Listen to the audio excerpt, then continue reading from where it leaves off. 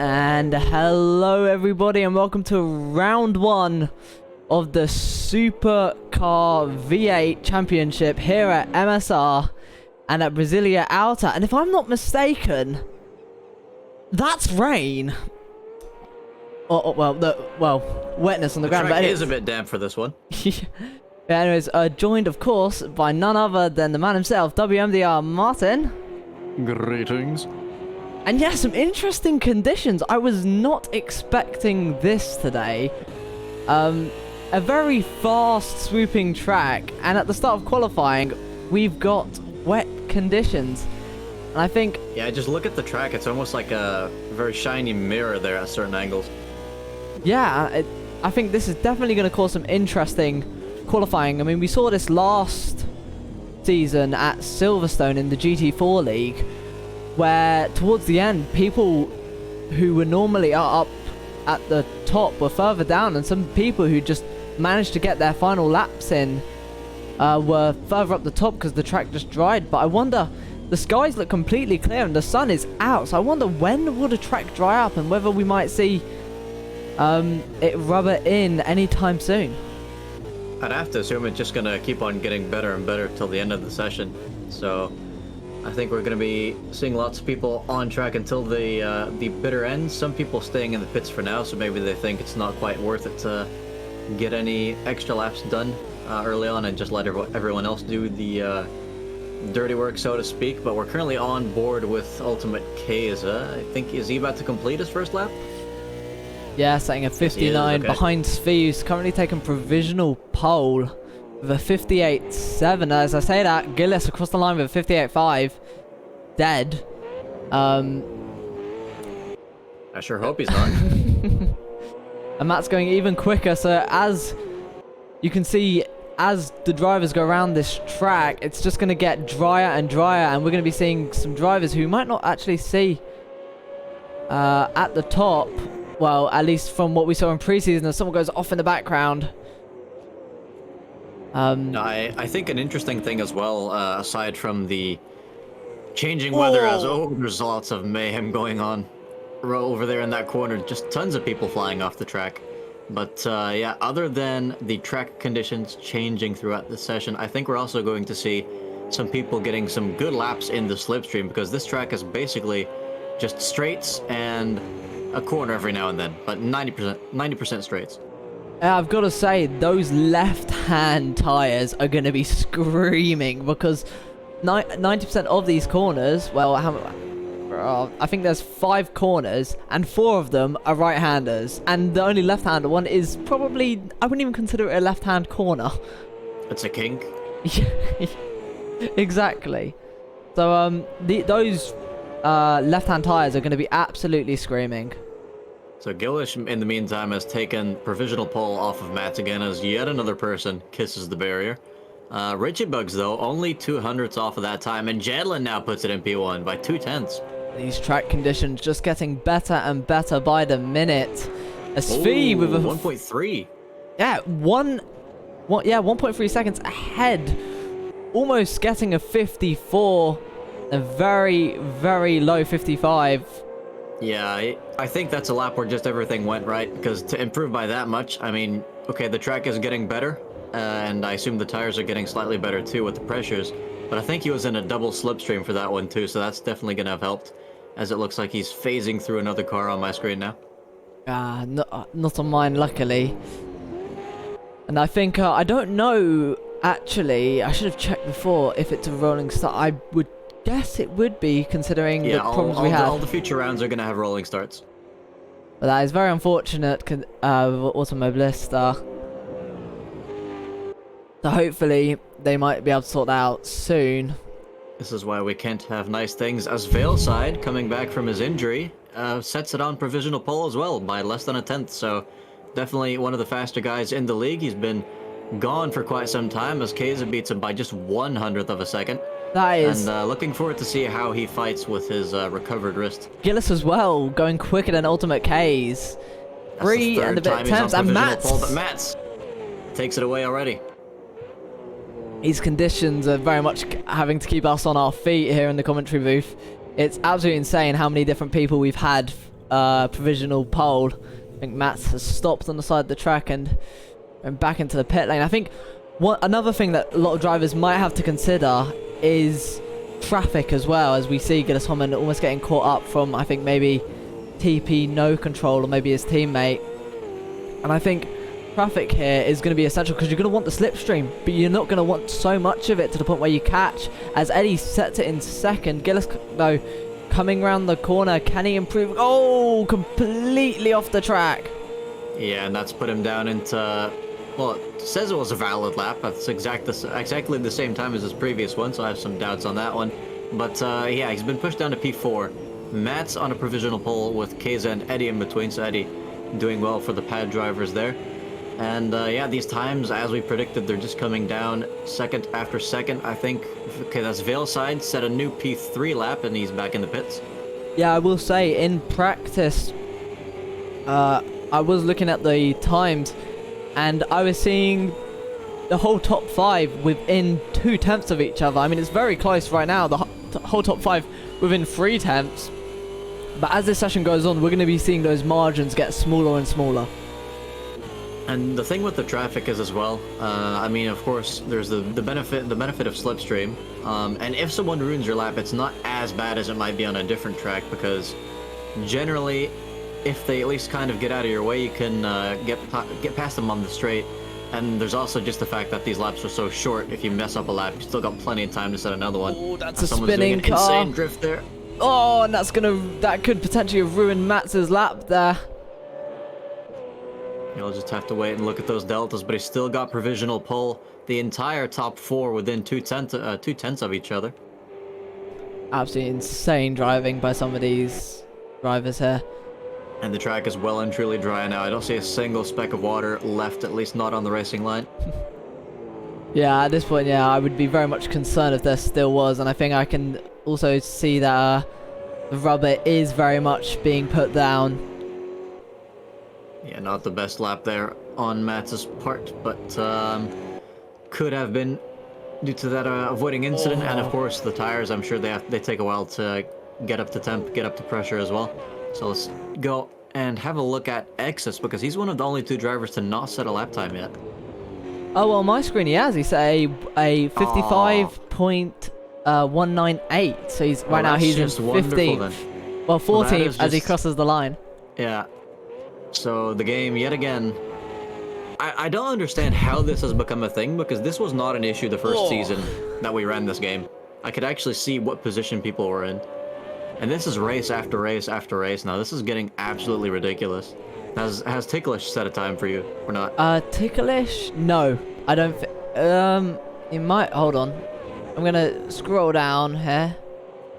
He has, but he is 20th, 2 seconds off the pace with a 56.80. Okay, so that means we're probably going to miss out on a few midfield fights, but fortunately, all the drivers at the sharp end of the grid are showing up on my end, so at least we'll have that. I mean, with this close of a qualifying, I mean, we saw the pace that Gilles and Mats had in pre-season. It was like none other I think I've ever seen before. In our Automobilista series, Matt's having an absolute dominant drive, as well as Gilles as well. He's the only person who can actually put up a fight with Matt. And I'm looking at these deltas, and I'm looking at Eddie, Svi, and Richie Bugs, and they're extremely close in qualifying. But the question is can they keep it up in the actual race? I'd have to assume so. I think it's going to be a very, very long-lasting battle that's probably only going to be ended by someone's mistake. Because it is pretty easy to go wide in this game and lose control of your car. As we're getting some support in the chat here for Xevious, and currently in P11, only 3 milliseconds behind Cuckoo in P10. Yeah, very close. I think the whole top 10 within 5, so top 11 within 5/10 of each other. Did you catch that car getting abducted in the gravel trap in the background? I think I looked away, so I genuinely don't know. I'm gonna have to check the clip back on that one now. Yeah, that was. If someone did see that, please clip it, because I don't want to miss that. Gillish now within a singular 10th of Matt, so those times are really, really starting to come down now. Do you think we're going to see any 51s? Sorry, no, 53s, not 51s. I mean, you look at how close the grid is. I think everyone's going to be looking for those, not even tenths, maybe hundredths or milliseconds. I think that's what... I mean, Eddie, look, he's 5 milliseconds now behind Gillis. It's insane. All he needs to do is just make that his lap an extra bit quicker so that he can overtake Gillis in the to get on that front row. I mean, I've always said when the difference is mere milliseconds, there's not really much you can do about that. I mean, you can have someone fart in front of the car, and that's going to slow your car down by 1 millisecond. So that's a little bit down to luck, but I'd say once you're within 1/100th of the car ahead, that's when you can really start to make a difference. And if you just repeat those laps over and over, maybe get a bit lucky with slipstream, then you've definitely got a chance of overtaking your rival there. But Gillish not doing that on this occasion, opting to teleport into the pit wall there. Yeah, leaving the pit lane straight away though, so he's going to be wanting to get straight... Oh, someone going extremely wide. I think that's the car of trouble there. A lot of cars absolutely slinging it round the first corner. And you really have to if you want to keep all that momentum, because these margins are just razor thin. You can't leave a single bit of time on the table, as Mats does not even leave his car on the table. Yeah, in fact, off the track entirely. Veilside, though, 2/10.5 off of provisional pole. It's put him down in P8, so he's going to have to work hard if he wants to regain that position in these final 3 minutes of qualifying. We've seen quite a few people on provisional pole so far, but Mats has been up there for multiple minutes uninterrupted. Yeah, and I wonder, can he keep it? It's extremely close. And, oh, is Veilside's car ghosted for you? Yes, for Okay. once our games agree. He is ghosted on my end as well. That's probably due to engine damage, potentially. I think that could be a genuine thing, by the way, that some drivers might... Because I've noticed the likes of Gillis have been pitting a lot. And I think they are trying to turn their radiator down. And because this is an extremely high-speed track, I think they're going to be looking for those extra tenths, those extra milliseconds by turning their radiator down and basically destroying their own engines in qualifying. Of course, they'll probably absolutely increase it in the actual race. But there's no question about it. I mean, these guys are pretty well versed in setups. The most of them are, and the radiator trick is one of the most rudimentary things in all of qualifying setup work. So it's definitely something you want to watch out for in the race, because yeah, you can't quite pit for a new engine in that case. But in qualifying, it gains you several tenths per lap on pretty much any track of choosing. I mean, that brings me back to another point as well. In the last race, we had, I believe, 2, maybe 3 drivers retire due to oil pressures. Oh my god, Eddie getting almost in the 53s. I didn't think that was possible. What? Yeah, that was a pretty amazing lap. I think he was very close to whoever that was ahead too, so that would have given him very good slipstream there. And if you just ace the corners, don't suffer too much from dirty air, that will get you a really, really nice lap. 1 minute left to go now. Eddie will not be setting any more laps, so it's up to Mats now to try and claw back 2 tenths, but so far on that lap, 200ths down on his PB. It's looking unlikely, but not impossible. Ultimate K's as well, taking away 3rd place from Gillis. Gillis now dropped down to 4th. And this is getting very, very interesting very quickly. And Matt is 3 hundredths? Yeah, hundredths down on his time. And he's going to be hoping that these cars ahead will give him the slipstream, but won't hinder him in any way possible. As we come around this corner, he's going to have the dirty air of the cars ahead, which isn't going to be the greatest. Oh, properly on the limit, but within track limits there. Oh, Gillish 4 milliseconds off the pole. Oh, what a lap we're seeing. Round his final corner. Mats is going to be all in that slipstream, but he might have had a lot of dirty air across the line. Oh, he's still got a chance if the other car gets out of the way, but it's not looking like that's happening. So I think if he'd... Ooh, as he's still definitely pushing for it. Oh, proper sliding the car he's there. backed off now, so that was a good effort by Mats, but that'll be P3 at most for him. I think if he'd managed to get that final corner without the extra counter steer and just keep all that momentum going in one direction, he might have at least drawn even with that lap. But yeah, very difficult when there's a car that close ahead in the corner. Keza now crossing the line does not improve. So he's going to be P4 at best. Svi, I believe, is finished as well. Veilside still pushing. Oh, very much on track limits there. Across the line, does he improve at all? No, No, he does doesn't. not. So let's look at Trixer now. Unless Exus is maybe still doing something. No, he's in the It's pits. Trixer and Dina. So Trixer across the line. Does Trixer improve? I don't think he has, and Dina as well. Dina staying P15. That's qualifying over for this race 1, where it's Eddie with a 54.024. Wow, look, he gained all that time in the first sector. taking pole. Gillis very, very close behind in P2. Matt's P3, Ultimate Case P4, Svi P5, Richie Bugs P6, Max P7, Veilside P8, Cuckoo P9, Escher P10, Jedlin P11, Exevius P12, Trixer P13, Fennec P14, Dina P15, Lord I Don't Know in P16, Trouble in P17, Exus in P18, Ticklish Picklewickle in... I'm never going to get tired of saying that name. Ticklish Picklewickle in P19, Ellie in P20, Fox 992 in P21, Zoomrock, which is a reserve driver, as it currently stands, in P22, and Ghost to finish off the end of the field in P23.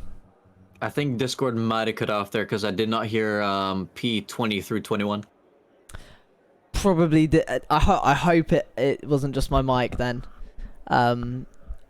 But yeah, the last 3, Fox in P21, Zoomrock in P22, and Ghost in P23.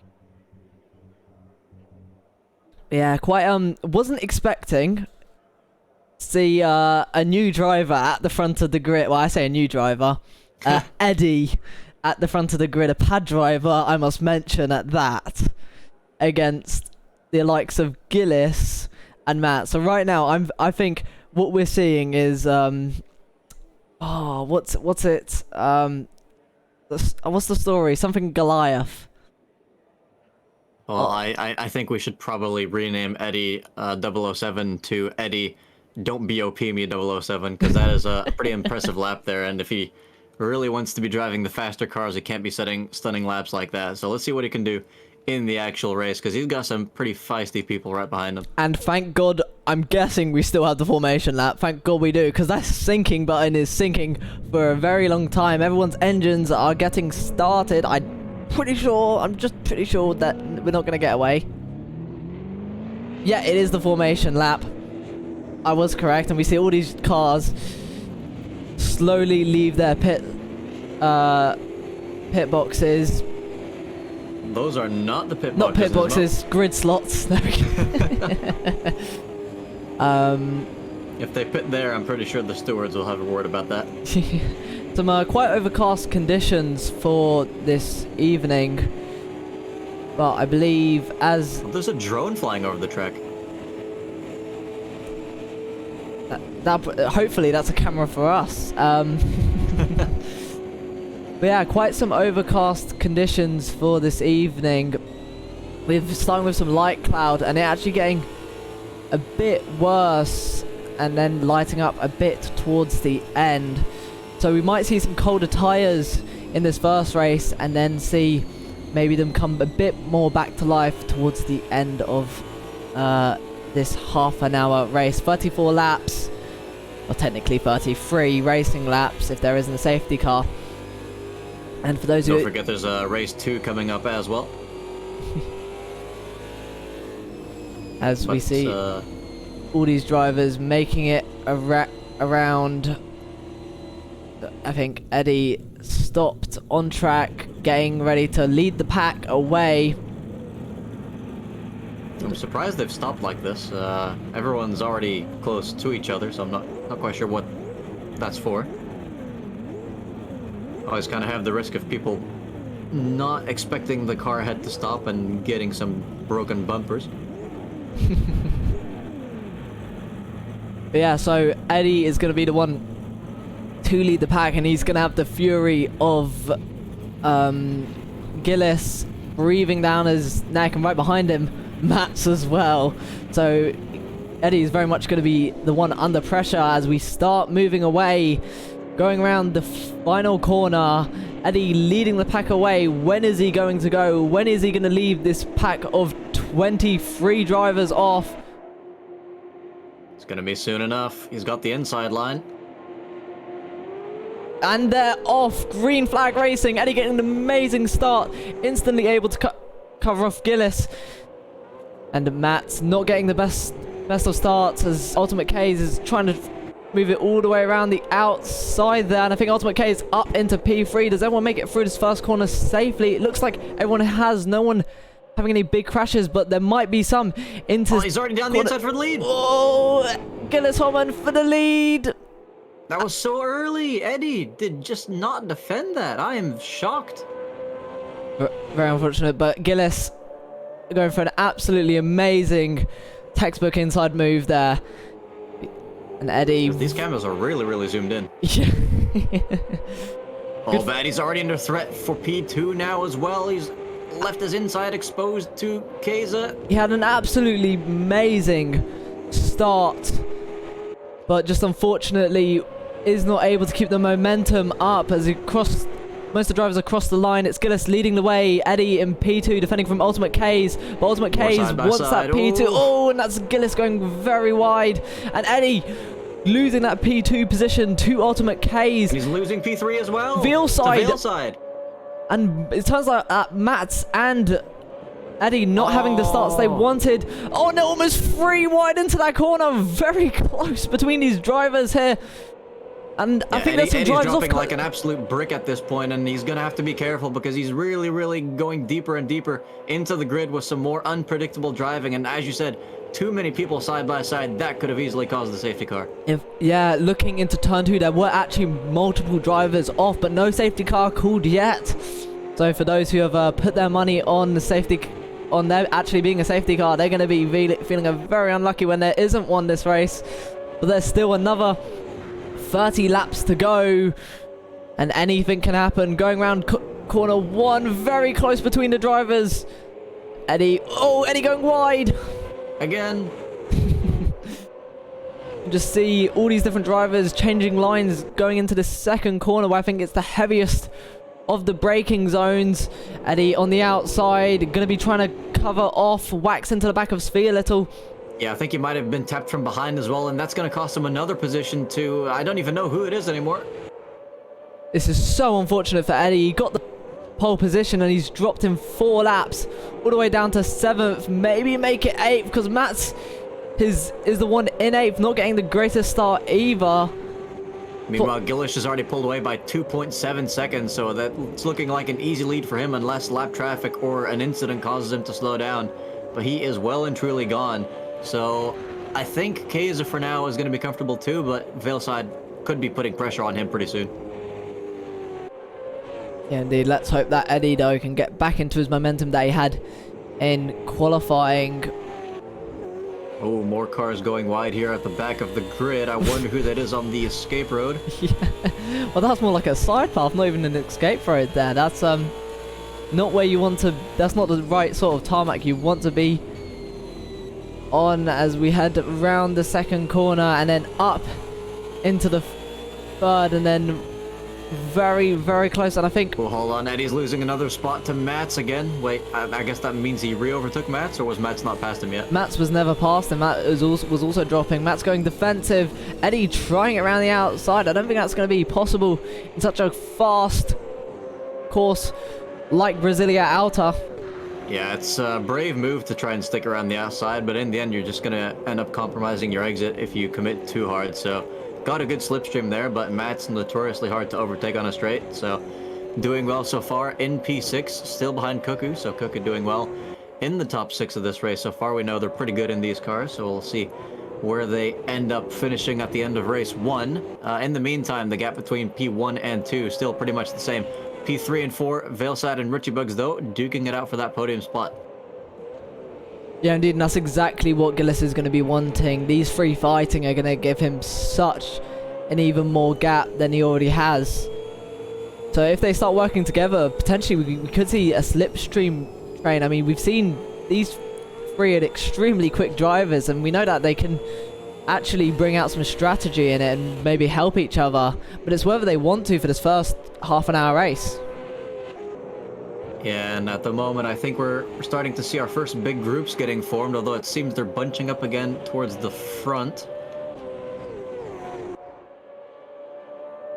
Yeah, K's not quite being able to pull away. This is turning into a 3-car fight for P2 now. Yeah, indeed. Very, very close between these drivers. And I just think that potentially if Slipstream wasn't too much of an effect as well, that Ultimate Case might be able to get away. But it's just the fact that there are so many straight line spots here that you can just sit in someone's Slipstream. I mean, Ultimate Case has kept him in bay, but someone who isn't going to be kept at bay is potentially Cuckoo, who's looking for that move on Matt's. Very much sliding the car. That's going to leave them compromised to Eddie. Eddie going down the inside, looking to get that P8, no, that P7 position from Cuckoo, going down the inside. I think he might have just gone a little bit too deep. He goes wide. I think he might have to concede that position to Cuckoo. Pretty ambitious move though. Cuckoo losing 2 positions, regaining 1 back. Eddie trying to regain his honor after that horrendous first few laps. K's has spun. He's out of P2, and that is thankfully not in the barrier, but that's gonna have crushed his hopes for this race. Do we have a reverse grid for race 2? No, we're separate qualifying. One shot, well, separate technically qualifying. one shot yeah, so qualifying. that means K's is going to have a lot of trouble in this race, but won't have an effect on his second unless he's feeling too traumatized to race after that one, but I think he'll do just fine. That means Richie is now in P3 with a bit of a gap between him and Veilside. Closest battle in the top 10 though, still Eddie v Cuckoo for P6. Yeah, these two absolutely going at each other here. And Eddie getting a better run out of turn 1. Can he look for a move? Cuckoo going semi-defensive into turn 2. Eddie looking around the outside. It's going to be an interesting move if he can pull this off. But he's not far enough alongside to... Oh, he's lost it! Oh, and that is the thing as well. He decided to take a slightly... and someone else lost it too. That's... Jedlin. Jedlin, yeah. Both rejoining the track at the same time. For Eddie there, though, he was taking a different line to Cuckoo to just try and get that better exit, but that does mean you need to steer in a bit more sharply. And in these cars, steering sharply equals losing the back end, unfortunately. So that's gone from bad to worse for him, but still within a shout of a top 10 position if he can keep it on the track. Something I do have to mention, which I'm very happy about as well, is the front hood of Ticklish. Was it? No, it was Jedlin's car. Is no longer red on our screen because they did end up finding the bug issue for that, but never mind because Ultimate K is down the inside of Ticklish, but Ticklish trying to keep it round the outside. I just realized as well I can use these cameras. I forgot I can move these cameras potentially. Oh, and a bit of contact. Luckily not too much contact there. I don't know who that is. We're starting to form a bit of a 2x2 in the back there, so I think that's Eddie getting some positions back already, but he's spun again. Oh, there's another car spun as well. I think that's, yeah, Jedlin helping him out to stay on track, so the two guys who spinned earlier prevent each other from spinning again. Some nice camaraderie there, but not the way you want to be driving this track for sure. Yeah, you want to be driving this very much on the rails, hitting your apexes, not drifting around the corners, and looking cool. I'm kidding.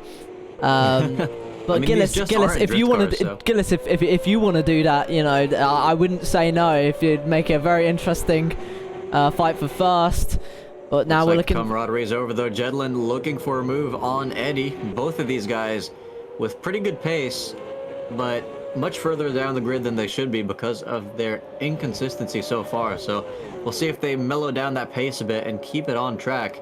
But those tires are probably going to be screaming after multiple spins now. Yeah, especially with how this track is formatted. The left-hand tires are just going to be absolutely shredded by the end of this race. Let's go on board with Jedlin here on the roof cam. Oh, I can move the cameras.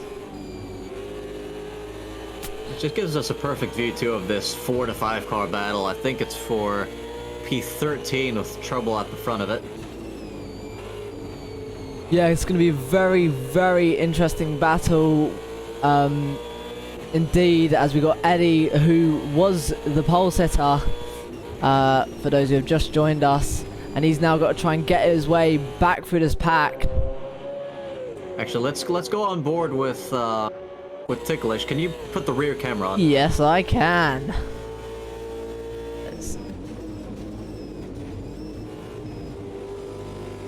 There we go. The famous rear wing camera. Here we go. Oh, I like that. Especially right under the wing like that. It's a very nice look. We do hope people get a bit closer though, because it looks like Trouble's kind of hogging the view there. Indeed, Trouble though getting a great exit, as we can see, gets closer and closer to that back wing. As Keza ahead has just overtaken Trixor for, I believe, P11. Ooh, getting an amazing exit. Trouble looking down the inside.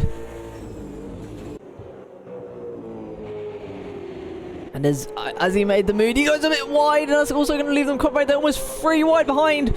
Very close between this group now. Very much a 5-car battle for P14.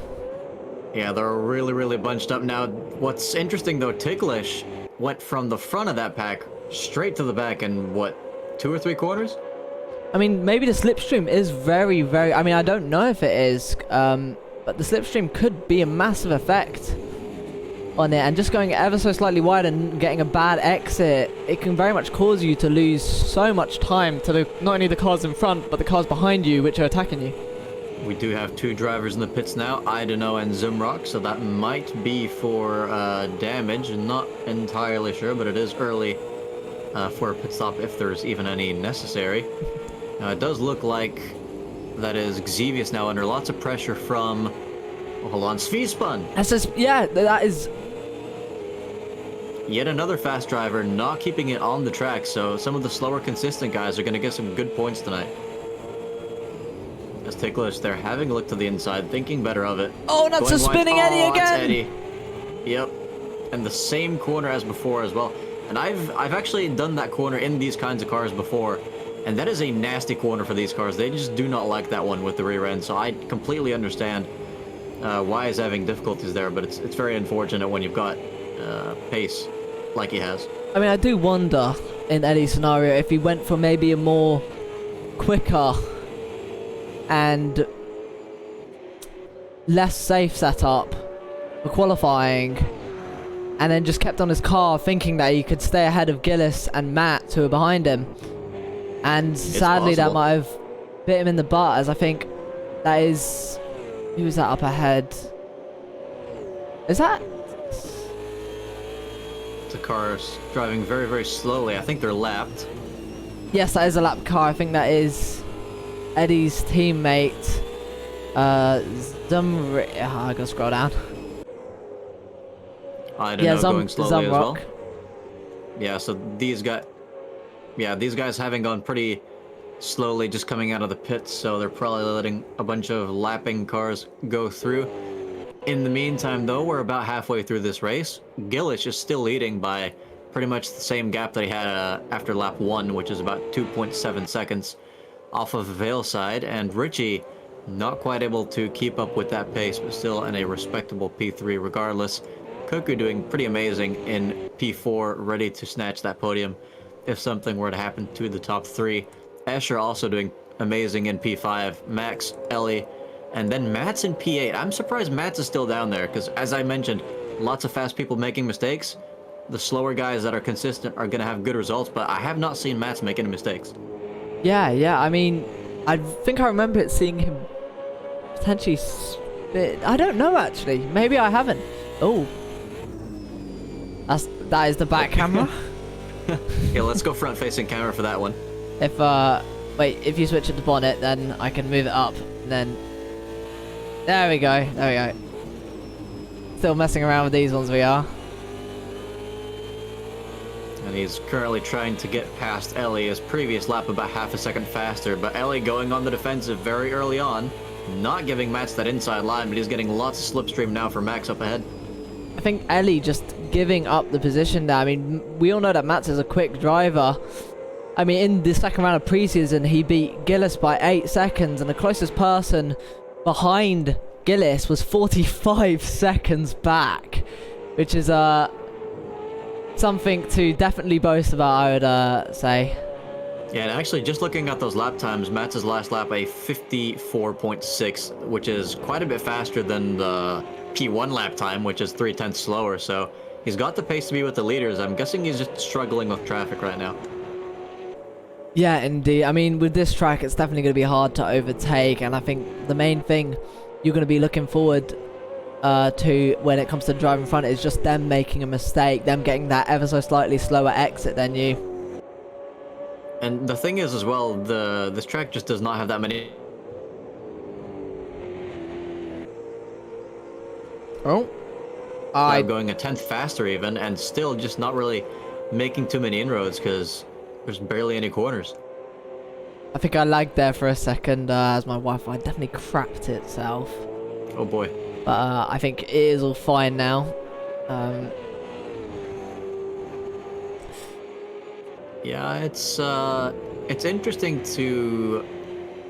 Oh, as Max definitely going wide there and risking getting caught by the penalty system, and that's giving Max a pretty good run. Is he gonna go for the inside? No, he's waiting at least another corner. Yeah, it's Mats versus Max. Oh, a bit wide there, but Mats versus Max. Max, one of our newest drivers. Matt's one of our long-standing ones. So who is gonna be the one to keep P6 position here? New or old? As well, old in the fact that I have no idea how old either of them are, but old in the fact of how long they've stayed here. But Max getting a tremendous exit off that corner. It just doesn't seem like Max tonight has got that confidence in race one. Yeah, I mean, he's been setting good lap times, but if everyone's lap times are so close, especially in the upper positions, then there's not really too much you can do, as I think people ahead of them are going for a move, but those are probably lapped cars. Yeah, I believe one of those cars, I think that is Ghost up ahead, who is a lapped Matt's car. once again with a better exit. Is he going to go for the inside line? That's not a move he typically does, but if they're not going to defend it, he's going for that line. Down the inside, but think better of it. Yeah, Max deciding to play it safe. Who is that off track? That's got to be... Okay, that's Ticklish going very, very slowly. It's not Gillish retiring from P1.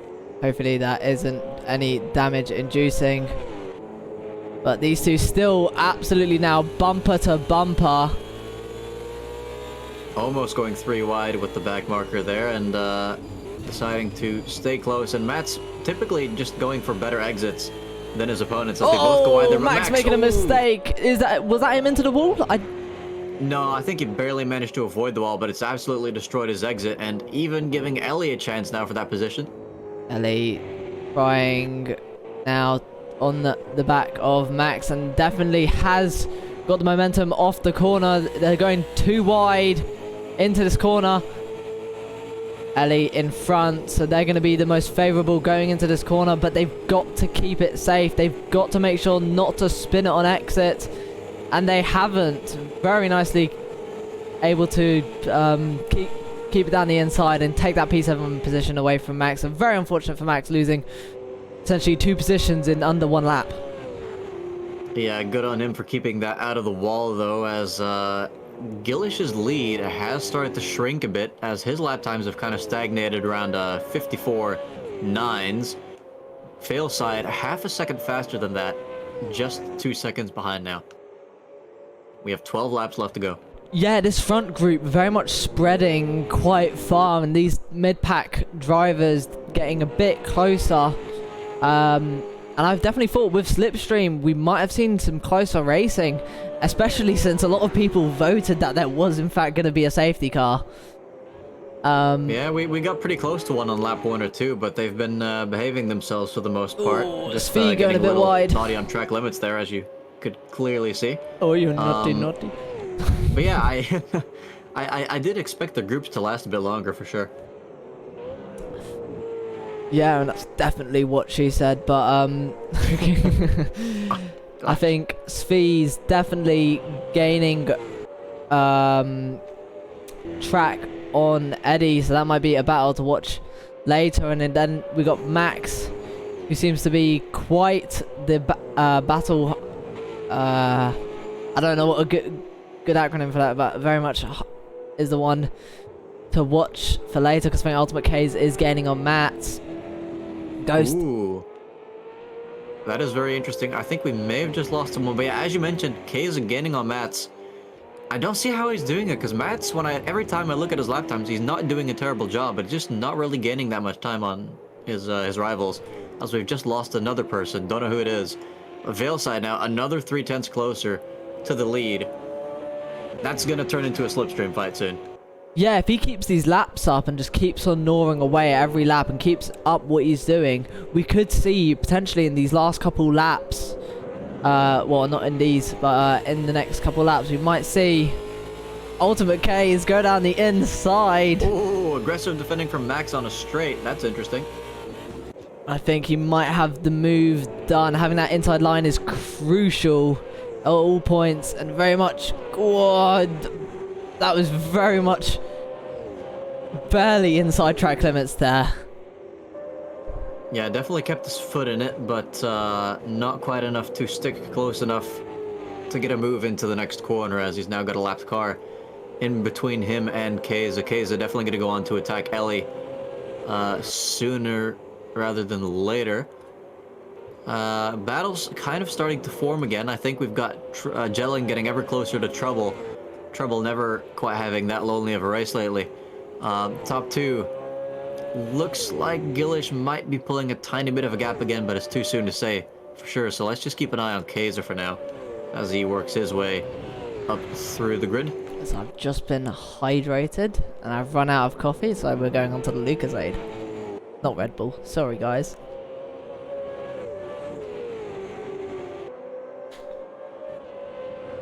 Oh, and talk about Red Bull. Is that a very much damaged front bumper on the likes of... I don't know who that is. Is that Dina, potentially? Yes, it is. So Diener having kissed something that wasn't very friendly to him for sure. Could just be visual damage, because you never quite know with these types of games if it's actual performance impacting or visual damage, regardless of what the game's settings are.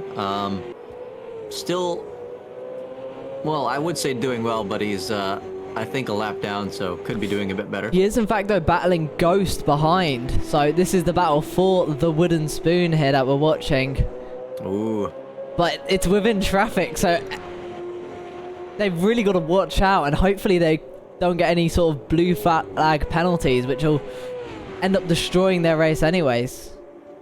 Yeah, and battles towards the back of the pack are exciting as well, of course, as Keza, not in the back of the pack, is going for a move on Ellie now down the inside. Oh, I'm surprised he kept that, I must say. Going into that corner, he had an absolute slide going into it, and I thought, yeah, no, he's gone for it. He's going to spin it into Ellie. But keeping that car under control and absolutely sliding it past them, that is absolutely amazing racing by Ultimate K's there. Yeah, I thought Ellie might try and avoid that one and get out of the way of a potentially spinning case, but they both gave each other just enough room, and it was a very, very nice move. Without anyone getting shoved off the track. Now Matt's trying to get a move on Escher as well. Escher gonna have to defend that pretty hard if Cuckoo's gonna want to retain that P4, because they're only 2 seconds further up the road. Matt's though already going for the inside. Hopefully can keep his car. Oh, I definitely saw him struggling a bit there. If he went any sharper, he would have lost that rear end. And that's Escher looking for the move around the outside, but Matt's having that inside and the momentum, able to stick ahead of Escher, but Escher... Wait, no! Other one! Other one! Escher, very much unable to do anything from the attacking of Matt. And now Matt is going to be looking towards Escher's teammate Cook. Matt is going to be looking towards Escher's teammate Cuckoo, and hopefully there's some more action going on with Fennec here, going down the inside of Xevious just after, I don't know who that is. Can we have an Exus backwards cam? See if we can. Oh wait, an Exus cam. Yeah, it's like Exus front watching the entire battle. Oh, it's Exus. Okay, yeah, he's one of the glitch drivers for me. Here we go. Shame about that glitch, but luckily for some reason my one isn't glitched. So. Oh, speaking of glitch, that's actually one of the drivers that's out of the race. It's Ticklish Picklewickle. He's no longer driving, so hopefully he'll be back for race 2. Unfortunate. That is very unfortunate. But 6 laps remaining, so definitely we might see some more drivers in that second race, and hopefully in that one-shot qualifying. It doesn't look like Exodus has got the best run. Xavius in that big slipstream, getting closer and closer. Doesn't look for it into turn 1, but he's going to be looking for the momentum coming out of the corner, and I believe he has it. A bit too much momentum, actually, going a bit wide. Is that very much going a bit too wide? Actually, yeah, lifting off a bit as he rightly should there. Great sportsmanship, and taking the corner a bit wide and not, in fact, overtaking when he shouldn't be. Yeah, I've gone ahead and put it on the trackside cam again because I could not see what was going on that tiny screen with the ads popping up. So to get a good view of this battle for everyone, currently trackside camera, but it looks like, who's that going for move? Is that Trouble? That's Fennec in the background. Fennec, where is he in the list? There we go. Is Fennec glitched for you as well? No, but it's just Exodus is way down in my list. That's a look for where these guys were in the top 20 again. Oh, shoot, we're on the wrong camera again. Oh, I've swapped them around because it's just yeah, Fennec definitely making inroads on these two battling here. ooh, but let me tell you who else is making inroads. That's going to be Mats. Cuckoo only has 4 laps left to defend this position. Are they going to be able to do it? They were a brick wall at Donington, but this is not Donington, so definitely some different kinds of overtaking opportunities here. Different style of defense needed, and you got to move sooner than that. They've given Mats a line. But Cuckoo's a bit ahead, but going through the corner, it looks like Mats is further. Mats very much almost going wide off the track, but keeps it within. Cuckoo's still not giving up. On the inside, cutting back on Mats. Can Cuckoo regain that position? Can they keep the defense? They're going to go deep. And they have, so are they going to be able to block Mats' exit and maybe give Escher a chance to get their way back through again? A very, very nice recovery there from Cuckoo. Not the best defense, but one of the best comebacks we've seen so far this race. Now still, as Mats goes a bit deep there, 3 laps left. Almost left compromised to Escher there. So I think right now, Mats is going to be feeling the pressure, not from the front, but also from the back as well. Because one small mistake from trying to overtake Cuckoo could lead to him losing that position to Escher. Although Escher not having the best exit now. Mats once again having a massive look. A bit of a more drastic move than we're used to seeing from him, but he's got the better line out of the corner, so we'll see if Cuckoo does defend that inside line this time. Full credit to Escher for these nice shots too. Oh, looks like Cuckoo kind of picking the middle of the track there, which is actually a good idea for that corner because you do not want to have a sharp entry there because they both go a bit wide on exit. Yeah. That of course being the corner where we've seen multiple people spin so far. I realise I can use this camera to zoom in and out of this battle. Oh, that's actually really nice. As I get very, very... let's get a closer look, actually. It was like a police chase. I mean, with how Mats is keeping so close to the back of Cuckoo, it might as well be at this point. Amazing racing between these two. And Cuckoo, though, we know how good their defense is. We've actually spoken about it in preseason already, and they're once again proving that they've got what it takes to keep the top guys at bay. Yeah, absolutely love to see it. Not getting out of the way for the faster drivers, putting up a fight, and this is for position as well. Mats making a mistake! He's lost it. He's completely locked up the brakes and flown off the track. Is he going to be able to stay ahead of Keza? No, he isn't. Keza's already overtaken him. And now back into the gravel again on the escape road. Who is behind Keza? That'll be Ellie. On Ellie now also. Overtaking Mats too. And who is that right behind Ellie? Okay, that's a lapped car, I think. That is very, very unfortunate there for Mats in these second last laps.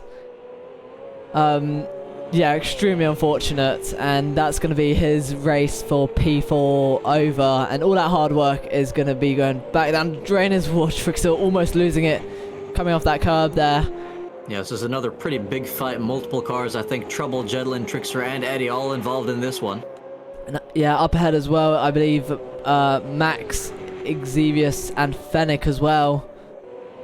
Yeah, there's starting. I think some people are starting to pick up the pace again. They're seeing the race is about to end. We're on the final lap now.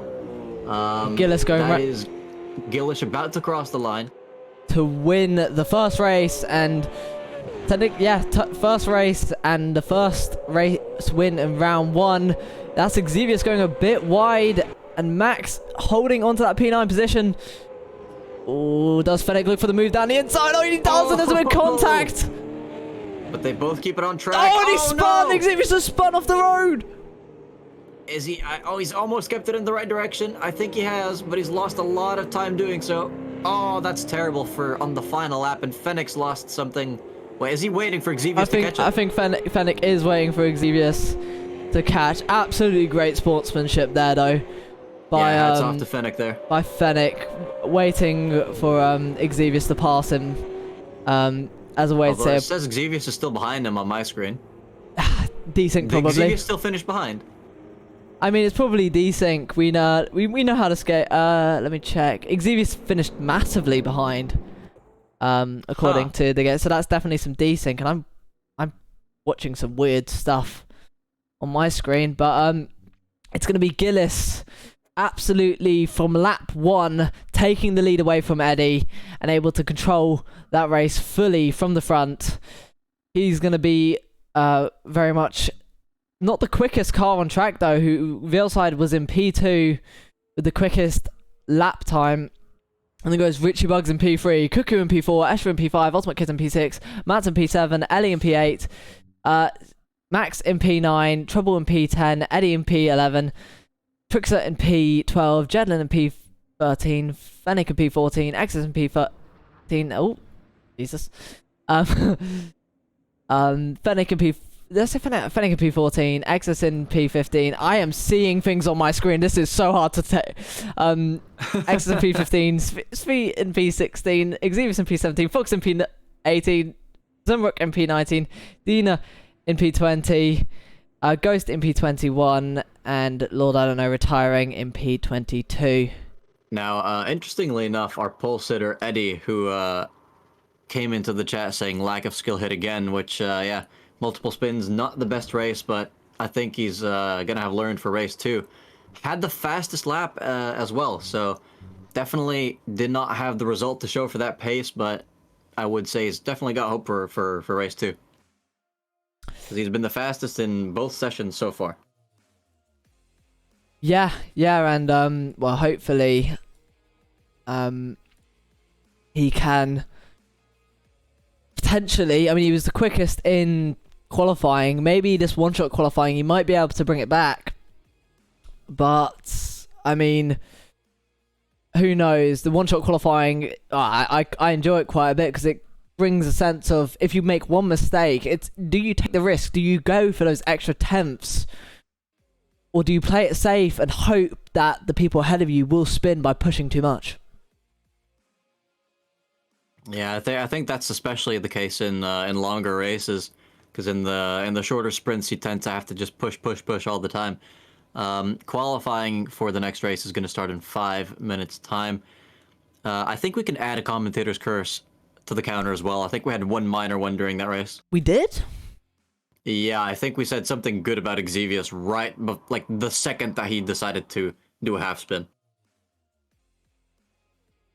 Are you? It just No, I wouldn't happened so remember fast, that. I wasn't able to say it at the time. Potentially, yeah. I'll just add it for safety at this point. I mean, we're already past our record, and it's only round 1, so that's saying a lot of how we're doing our job here to fix the races. So we need to start saying some good things about Gillis then, clearly. I wonder if my pre-race comments on Eddie and his good pad pace count as a curse as well. I wouldn't count that as a curse, because he had good pace. He really did in qualifying, but yeah, not good race pace, unfortunately. Well, no, he had good race pace. It's just he kept spinning. And I'm gonna quickly create the. He's hitting back with a hydrate, Nismo. Oh god, hold on. And I'm actually gonna put the prediction to no. So for all those who vote for safety car, skill issue. No, I should have put more money into that. I only won 10 points. And now I'm going to put the one for race 2. So for those all listening, put that up now for 5 minutes. Another hydrate. Oh god, I'm running out of Lucozade. No, I'm not sponsored by them, but Red Bull hit me up. Or Lucozade. No, just leave out the up. Just hit him. Oh god, I don't think my camera's on. Is it on? Yes, now it is. But you see how big this is? Massive. That's what she said. Yeah, no, I heard that in my own mind after saying it. But yeah, wear my Red Bull jumper for those. Oh god, oh no, Eddie, no, don't put it. Don't create a quote from that. Oh dear.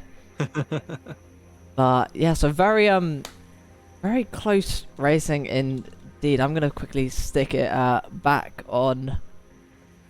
Where is it on to this screen because my face isn't. Oh no. Martin, Martin, you. Okay, now hold on. How long do we have till quali? Because 2 minutes. okay, I'm gonna go and grab a glass of water. I'll be back in a sec.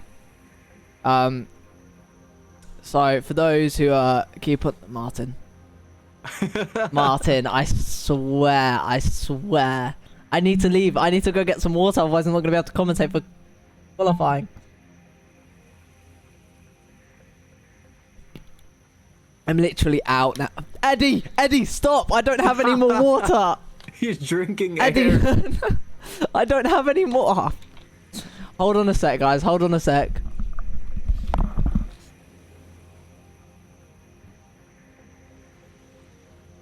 No, Shadow, I am not going to drink Nismo.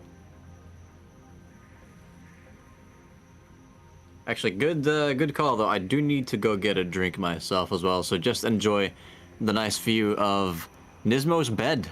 His very much unmade bed for these coming few minutes on the live stream.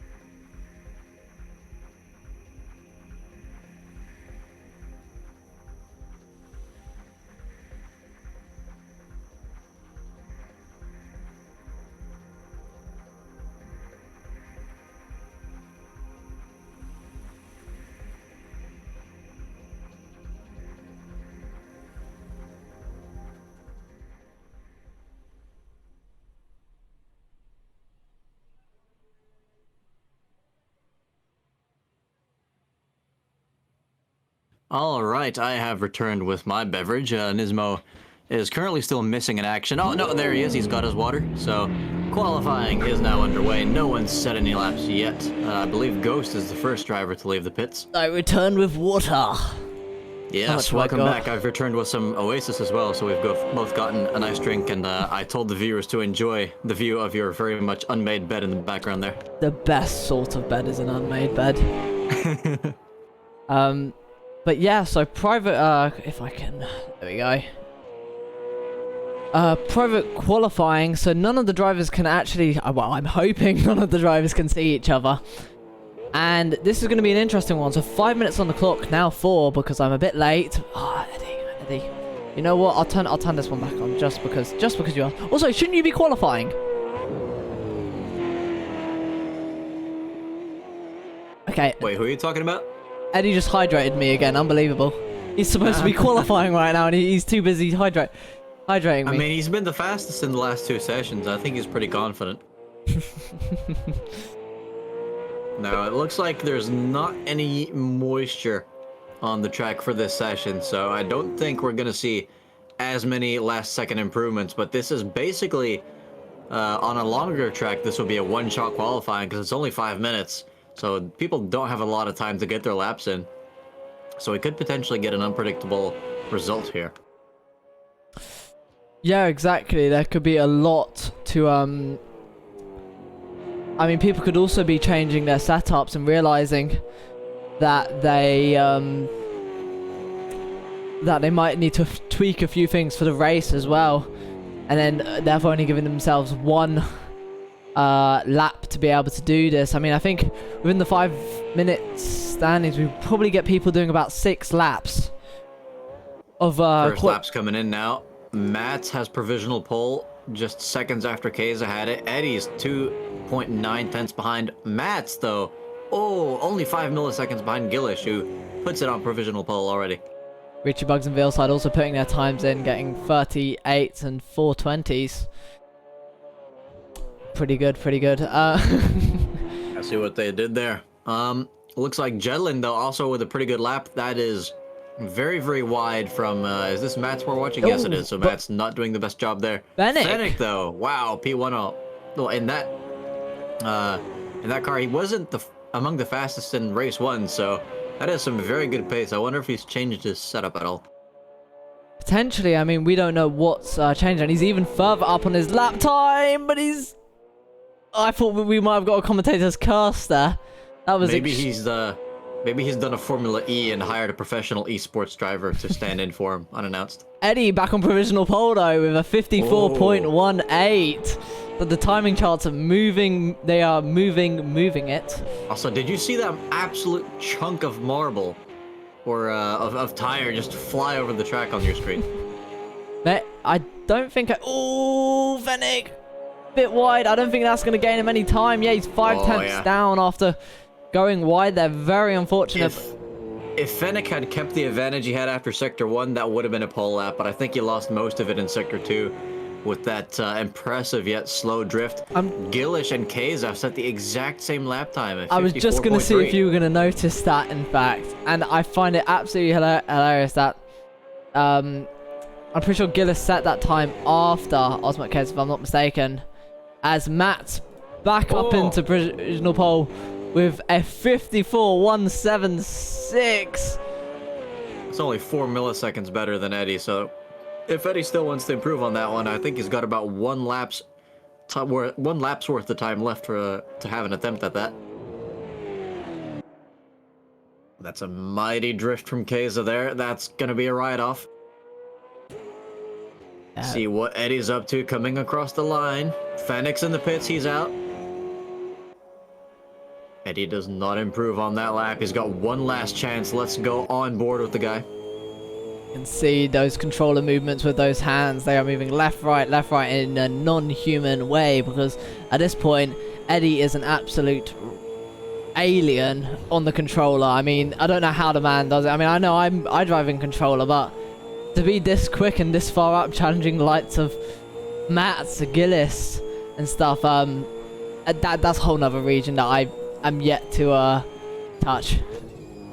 It is definitely a very delicate art, and I'm noticing he's getting a lot of steering rotation in, so whatever he's done to his controller settings, I don't think he's going to be suffering from as much understeer as the average controller player, so he's definitely done his homework there as he hits the curb on the inside in the final corner. Is that going to compromise him across the line? It's Oh, not enough to unable. improve. He is P2 at best in this qualifying session. K's is still running, currently P5.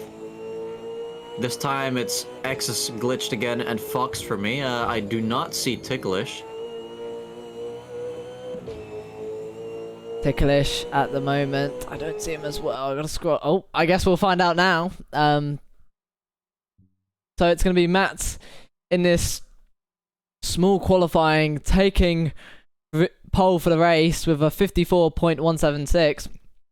Eddie behind, gonna be trying to look for redemption in the race. Fennec P3, getting massive amount of pace out of nowhere it seems. Gillis in P4, Ultimate Case P5, Max in P6, Jen in P7, Veilside P... oh, I just moved the camera. Veilside P8, Cuckoo P9, Richie Bugs P10, Trixer P11, Exevis P12, Exus P13, Svi P14, Escher P16, Trouble P17, Shad P18, Dina P19, Nano Mech P20, Ghost P21, Dumrock in P22, and Fox at the back in P23 without a time, or is that glitched for me? I don't know, because my game's already moved to the next screen, unfortunately. Let's hope that Fox isn't glitched. He is at the back without a time, so that could tell me he's either glitched or he has no time at all, which is, I hope, not the case.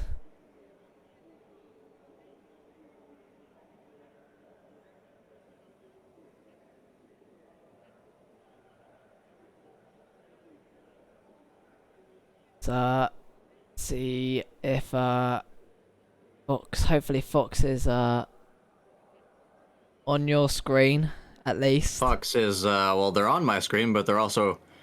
I assume they're glitched because they did not have a time when I saw them last during qualifying. But they are lost. Maybe they just didn't set a quali lap. I think they're at the back. Yeah, P23. Yeah, at the back. So maybe they just didn't set a quali time and they're not actually glitched, which is the better outcome. Unfortunately, but at least we might see Fox move up in a livery. I must mention that we didn't actually see in pre-season. I think we just lost someone off the grid. Who? Wait. Yeah, no, we have. Who? Who have we lost? I don't know, but Svi just said I'm so bad. He's currently in P14, so it's not a disconnect for him at least.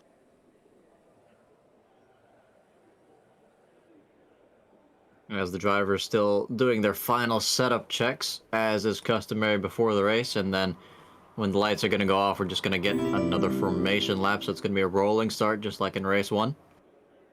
Eddie once again, though, at the sharp end of the grid as the... Are we rehosting? I guess we are. We're bringing it back!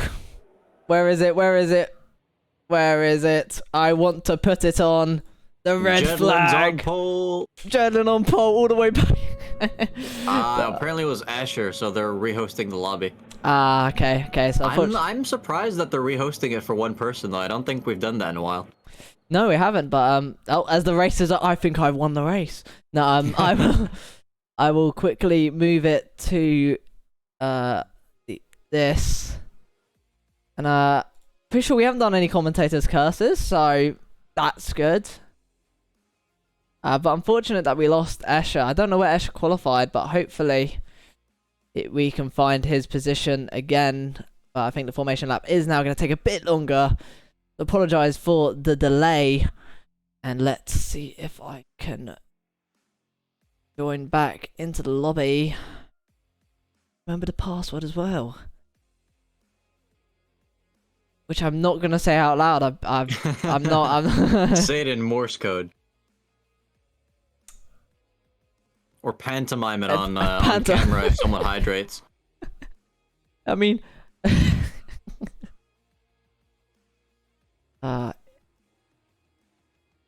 it is, the password is clearly Burger King. Or Red Bull. I wouldn't say no to that. They never do something that obvious. It'd have to be Kurgerbing.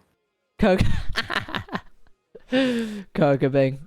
I can't wait. I can't wait these for lobby the next. names, though. I'm just scrolling through the list right now. I found one that's called Lumpen and Halunken. Lumpen Club. I wonder if I can No, Eddie, you need to stop with these. Are you trying to? I might not make it to the end. I might not make it to the end if you carry on. Hold on, let's see if yeah. That's the secret goal. It's Martin domination on the comms team. Unbelievable, absolutely unbelievable. I took another sip because I'm waiting for your next one. Kurgerbing is Trouble's favorite restaurant rain. Rain. Restaurant rain. Lobby rehosted. Manual formation procedure. Stay on the grid until your name is called out in VC. So, looks like the lobby should be up now.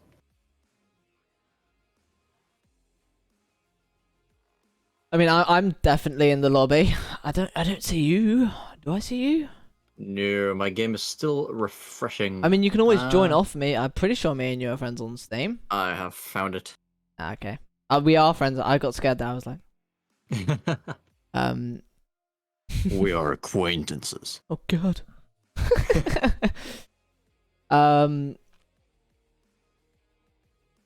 But yeah, what an amazing race one though. Would have been a bit more nicer if Gillis would have slowed down a bit more, so you might have a fight with Veilside. But a win's a win, I guess. I mean, you never know what they get up to after the race. They could have stepped out of the cars and gone at it. We've seen that in NASCAR plenty of times, and even in F1 occasionally. Yeah, releasing the new MSR Wrestling Club. I can definitely see that happen. Do we get counted as drivers? Because I'm noticing there it says 25 drivers. Maybe where I does think it say we might. drivers for you? On the right, where it says vote start, invite, automobilist, and then below that. I guess we probably are counted. I mean, you can try a manual count. Yeah. Oh, it looks like we're getting started anyways, so the lobby is being loaded back up. We'll probably just chill in this starting soon lobby because it's still waiting to start. We've got to let them do all the procedures and stuff.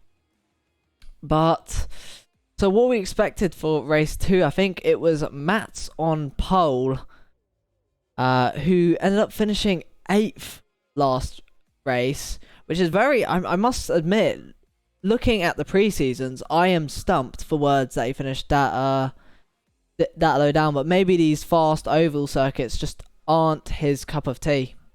Well, I mean, he's got the pace to do it. It's just getting a little... I'm not even sure if we should say too aggressive because the fighting was clean, but just went a bit too late on the brakes there, locked up very, very strongly, and it's those kinds of races that are going to cost him the title if he keeps that up, because we saw Keza finish ahead of him. Keza had a disastrous race and still got more points than Mats on that one.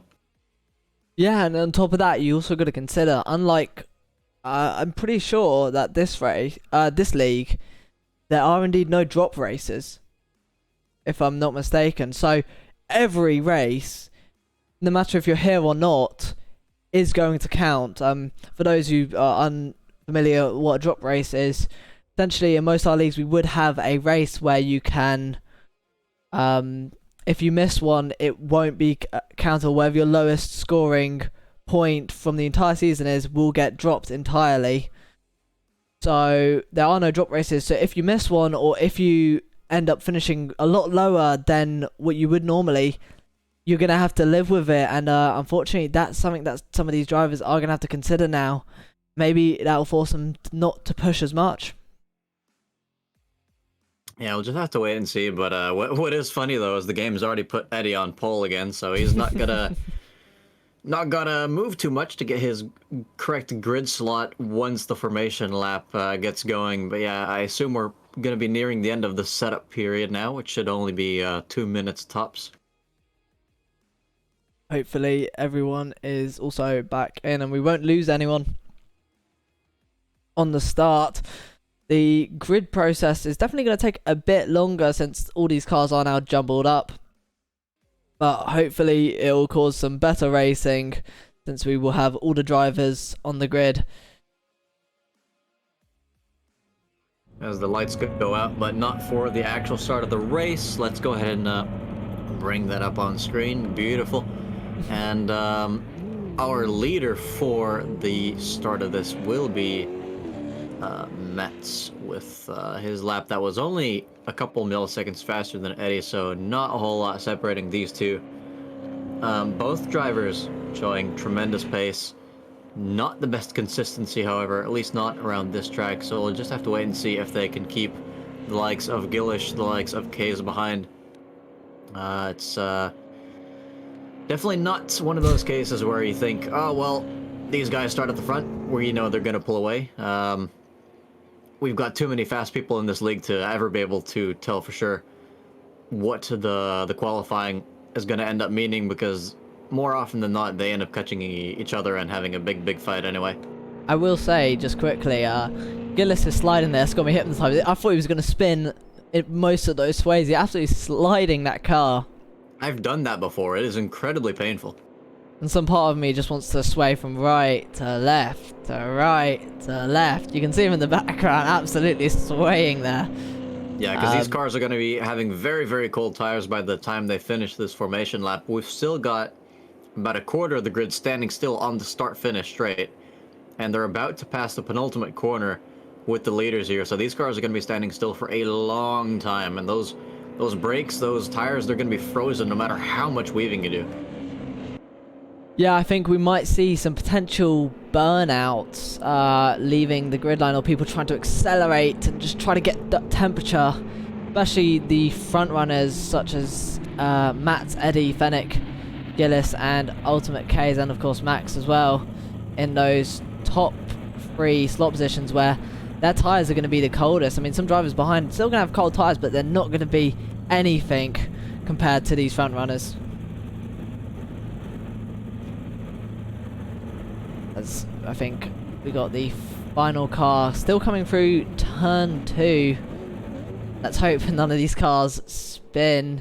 Box. Oh, it's a box. Nismo. It's a Christmas miracle. I have all the cars on the timing sheet. Hey! Oh. A Christmas miracle indeed. Even though it's January, so. It's always Christmas in our hearts. Although I'm saying that. Oh wait, no, that is actually Fox. Okay, good. And it's, yes. I do actually have everyone, so we're about to get this race underway. Matt's leading the pack, not Eddie this time, but Eddie next to him, coming around the final corner side by side. It's Matt's to lead the group away. And it's green flag race. Oh, I still got the red flag on. Get out. It's green flag race. Side by side for P2 between Fennec and Eddie. We'll see who comes out on top there.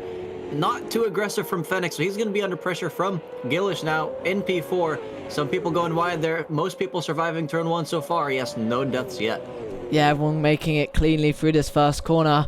Are we going to see anything in this second corner? The sharpest of the braking zones. It looks like Gillis down the inside of Fennec. Fennec conceding the position.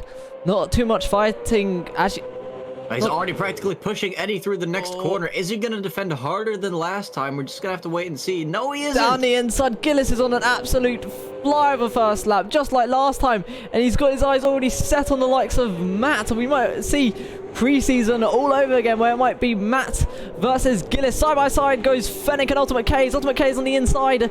Fennec on that outside line. Might have the momentum out of the corner. But Ultimate K still has the inside and is almost actually ahead going into this first corner.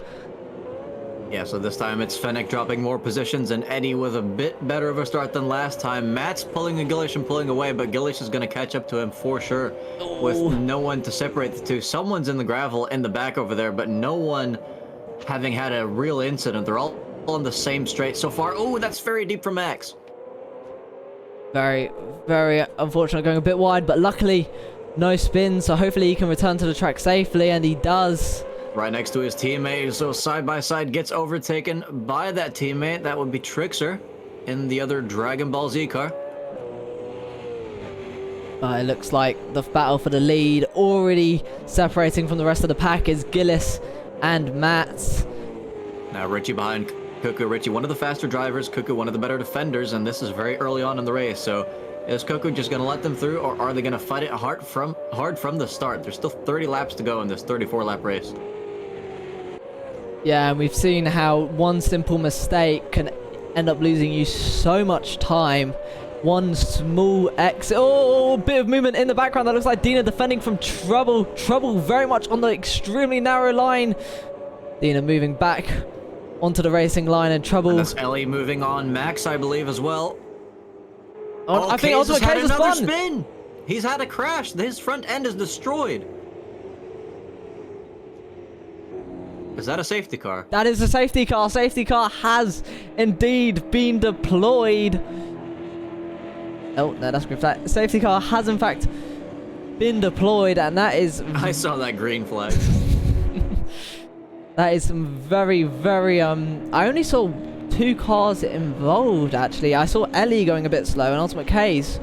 So, let's hope... Escher's towards the back of the grid, too. Is that maybe related? Potentially. I don't know where... Where did Escher... Wait, no, these positions don't make sense. It says... well... Desync. Desync. No, well, I thought I had everyone on my timing sheets. Turns out the game's decided to take 3 people off. And now both Escher, Nanomech, and Fox are all not on my timing sheet anymore. Absolutely unbelievable. Unbelievable. So Jedlin and Kays are both in the pits. I'm guessing those must have been the main culprits, but there needs to be a 3rd car involved for a safety car. And I think that is a 3rd car rolling into the pit lane of... Ooh, that's not an engine cover or rear bumper. That is what you call, oh, reappearing. Getting that fixed ASAP, clearly. Yeah, so yeah, clearly... they're just downloading the parts again. Clearly, the people involved are Jedlin, Ultimate K's, and Ghost. And that's going to be very unfortunate. I think probably starting with Ultimate K's, who was up the front, and then Jedlin maybe getting caught, and then that just piling into Ghost, who was further back down. That is very unfortunate for those 3 drivers there, as we got Matt's leading, and he's lost all that time that he made to Gillis, and Gillis has lost... Much. It was about 3/4 of a second, but still unfortunate that he's got Gillis right on his bumper again for the restart. Mats is gonna have to win this race, though, if he wants to maximize those chances against not only Gillis but Keza for the championship. If he doesn't win this, or at least get a podium, he's gonna be absolutely kicking himself. Yeah, and going around this final, I'm pretty sure is it going to be green flag racing? The only one yet to catch up to the pack is Ghost. Ghost is still half a lap behind.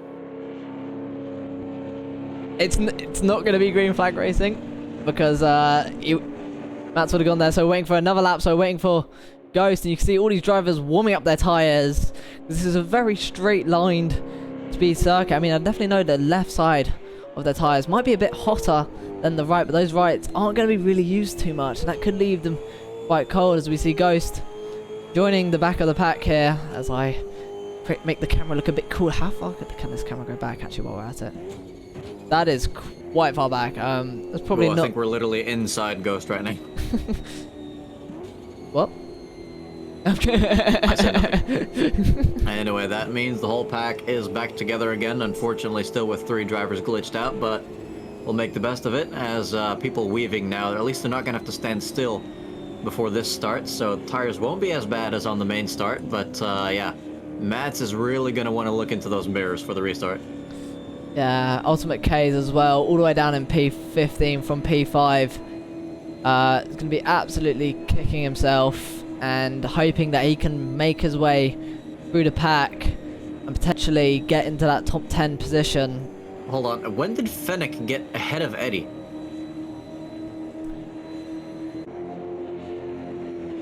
Click on Fennec. Yeah, Fennec's in P3, so maybe Eddie had to avoid whatever happened to Keza. Potentially, yeah, potentially on the restart, but not on the safety car. But now we're going to be watching the restart. It's going to be Matt leading away. And it's green flag racing. Matt leads the pack for the 2nd time this race, followed by Gillis behind. Fennec very closely following, and Eddie behind as well. Is everyone going to keep it safe through this first corner? Sure hope so. Looks like most people going single file there so far. Already someone kind of lagging behind though. I wonder who that is. It is And that is Ghost. It is Ghost. So Ghost not having the best of starts there. Gillish not quite on the bumper of Matt's yet. So Matt's having a really, really good restart. But these three, oh, this fight for P3 is getting spicy. Yeah, indeed, it's not P2 this time, but it's P3. Yeah, but it's very, very close. But it's Veilside at the back of this very close pack. Eddie in the middle, and Fennec leading the way of that battle for P3. Now Xevious looking at the back of Richie Bugs too. So these guys, two teammates actually, Svi and Xevious really, really close together. Maybe some team orders playing there, but nothing quite happening yet behind the Netflix car. I will say very... Oh, hold on, Gillis is going for the lead already! Oh my god, already? Gillis I think has... Matt's made a mistake because they're also only barely ahead of Fennec now, so Matt's making some sort of off-screen mistake. Losing P1, is he going to be able to come back? Oh, almost losing the car there, and almost leaving himself compromised to Fennec, who was almost side by side coming out of corner 2, but is all the way up the bumper of Matt's down. That's Gillis taking the lead from Matt's on lap 8. Yeah, Matt's looking a bit unstable with that rear end, so maybe he's got some sort of over-aggressive setup as he really, really goes deep there. Barely keeps it in track limits. That's the opposite of slow in, fast out, but it seems to have worked for him because Fennec did not gain any time on that straight. As we head round the first corner for the 9th time, this pack still very bunched up. As Richie's now getting past Cuckoo, and it might not be the only one to get by them, as I think that's Svi looking for a move as well. Looks like there's quite a big train as well behind, but these two cars... Oh, that's a spinning Richie Bugs! Oh, and there's contact, 2 cars off. Hopefully they don't rejoin the circuit. But badly, it looks like everything is fine for now. No safety car so far. That car is wrecked. But Matt's still fighting for that P1 spot. He's not letting go of Gillish. Looks like we might have a race on our hands for this. Oh, as Gillis goes a bit wide, he might have to lift off the gas there for a bit, and I think he might have done. Going into the first corner, is Matt's going to be able to find a run? Not quite as that is Svi going very deep there in customary Svi style. He's just got to kill those tires. Ooh, quite far behind. It looks like there's a battle very close, I think. Yeah. Oh, even further behind that looks like... I finally got him. Exus on the outside as Max dives it down the inside, and 2x2 they're going. As Trouble making the move. Close as well, and someone's off in the background. So much action in so little of time. Looks to be potentially Jedlin. I think that might be Jedlin in the background. Oh, I'm starting to lose track of what's happening here. So many fights. Who were we with just a second ago? With... Trouble. Oh, that's Max. No, Tricks are going... No, that's definitely Max going very deep there. I think Trouble is actually side by side with... Jedlin. That's not Jedlin. I don't think that's Jedlin. Exus? Wait, no. Oh, it's my game glitched again.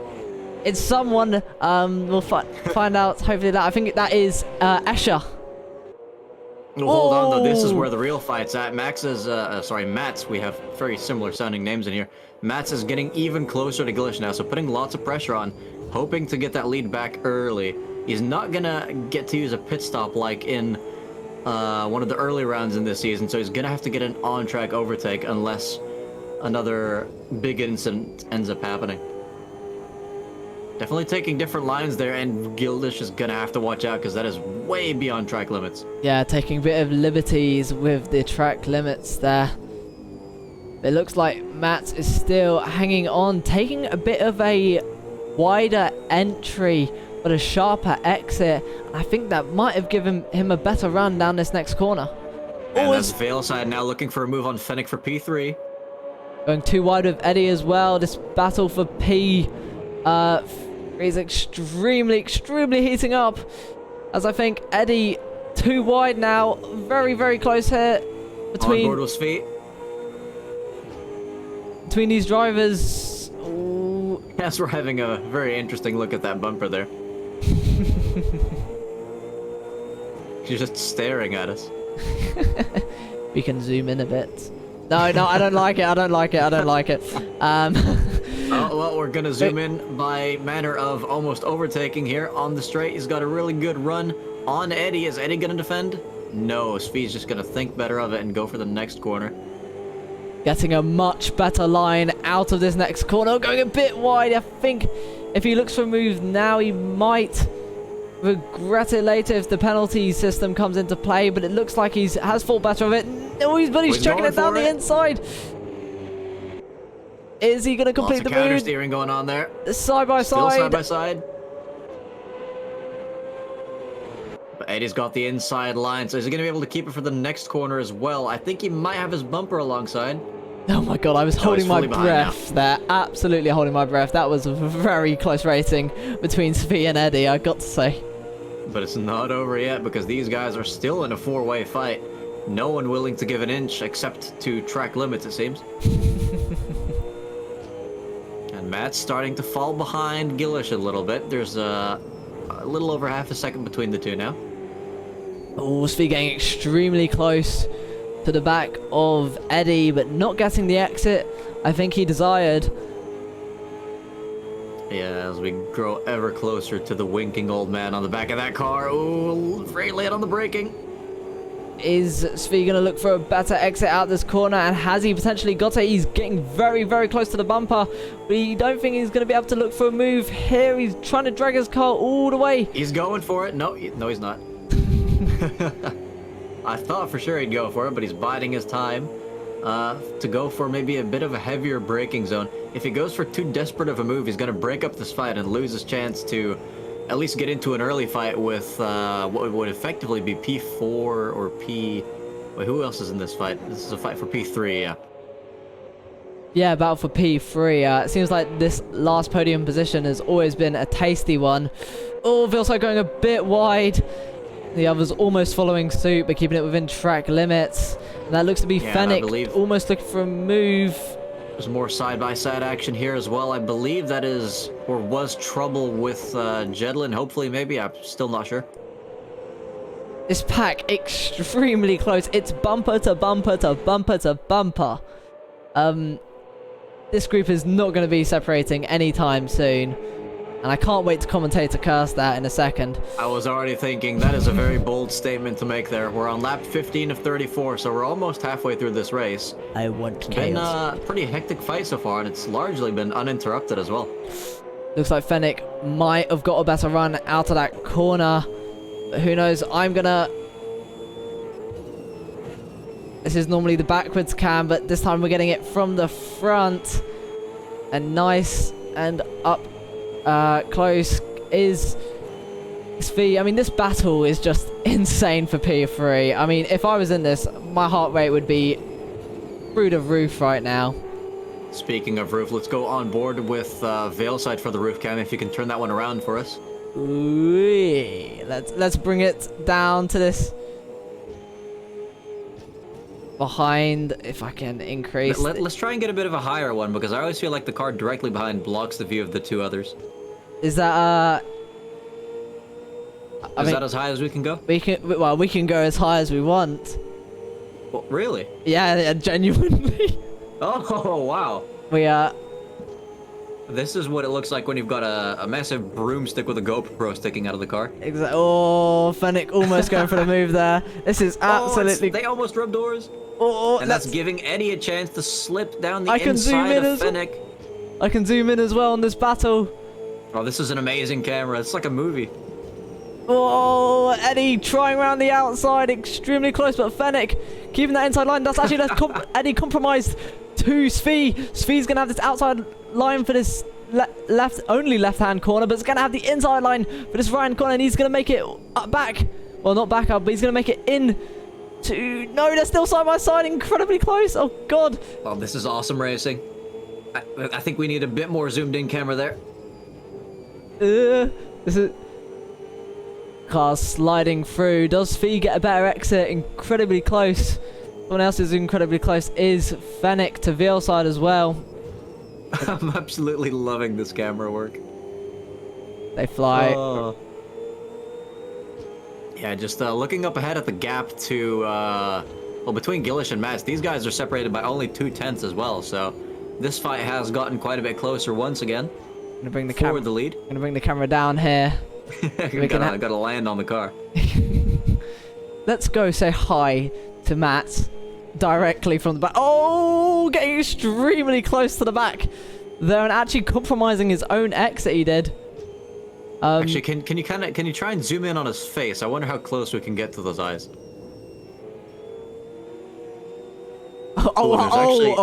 This is. Hold on. Oh my goodness. Oh Jesus. I can't. No, I'm not. I can't. This is premium content. I almost got him. Oh, I'm kidding. Yeah. Matt's losing quite a bit of time there. Yeah, so let's go back to this fight. Was that someone off there? That is no, Fennec side by side with Veilside. The battle for P3 has got even tastier. As Veilside having to take a wider line and a wider exit out of the corner. Yeah, a bit braver on the brakes there from Veilside, so that's Fennec choosing not to be too aggressive on the inside. They're passing a lapped car, so they have to be careful there as well. The gap between Gillish and Mats has grown to a second, so Mats having some moments where he's within a sniff of the lead and then just kind of dropping off again. As these guys are absolutely not willing to separate. They're going to stick with each other for this whole race. Hogging all the screen time as well. Let me just quickly check up on some other people with the trackside camera. This is Exus in a battle with Jedlin just ahead. And I believe someone that I cannot see right behind, so that might be Escher. Oh, that looks like Exus potentially looking for a move on Jedlin, if I'm not mistaken. Taking that inside line there, side by side, going into corner 2. And is Exus going to be able to keep it? Oh, a bit of a moment. And they're basically both drifting through the second corner. But who's going to have the better Exus out of the corner? And it seems like Exus still side by side, has the inside line. No, what? Hold on, they're just trying to get a good back view from that. And Exus not quite being able to overtake Jedlin yet, but he might have a better exit here as they both kind of struggle to get grip in those rears. This is gonna Escher now in the slipstream. This is gonna be absolutely essential for Escher to stay with them. Oh my god! That is very unfortunate. And that manages to keep it on track though, which is amazing, and doing this the right thing as well. Basically stayed on track for most of it, so I'm not sure if you could call that an unsafe rejoin, but got out of the way of the faster oncoming traffic. So yeah, even I mean that's pretty much a safe leave and rejoin right there. And I will say there's now side by side with Ellie going on ahead there. I will say what it also is, and that was definitely, without a doubt in my mind, a commentator's curse. Yeah, so you can add that one to the counter. But this is Keza fighting with Ellie for double-digit positions. So Keza is still not having the best race out there, but getting past Ellie now. Properly Drifting it through that penultimate corner. And can Ellie stick with the back of Ultimate K's? Status update real quick on the fight for P3. Xevious has dropped off, so he's no longer involved. It's a 3-car fight now. No! Oh, and that's Keza's teammate off of the track. Where's that Keza himself? That is Keza's teammate. No, that's Keza himself. No, that's Keza's teammate. That's Exus. That's I'm okay, yeah, no. I thought the camera just decided to focus on that car and Keza was just underneath the camera. So Keza very much still alive. His teammate not as much so. Unfortunate for him. Matt's within about half a second of the lead, so that fight's not quite dead yet, but he's going to have to try something special if he wants to get past Gillish. And Gillish, not typically one to crack under pressure too easily. I mean, Ellie now fighting with Richie Bugs, if I'm not mistaken. Yeah, you are not mistaken one bit. Richie Bugs down the inside of the final corner. Bit of contact, and that's also left them compromised to Escher, if I'm not mistaken, behind. side by Like a side. shot for every, if I'm not mistaken, in this race. But Escher definitely going for a move there, thinking better of it though, so deciding to not go deep on the brakes. That's what ended up with them spinning 360 last time.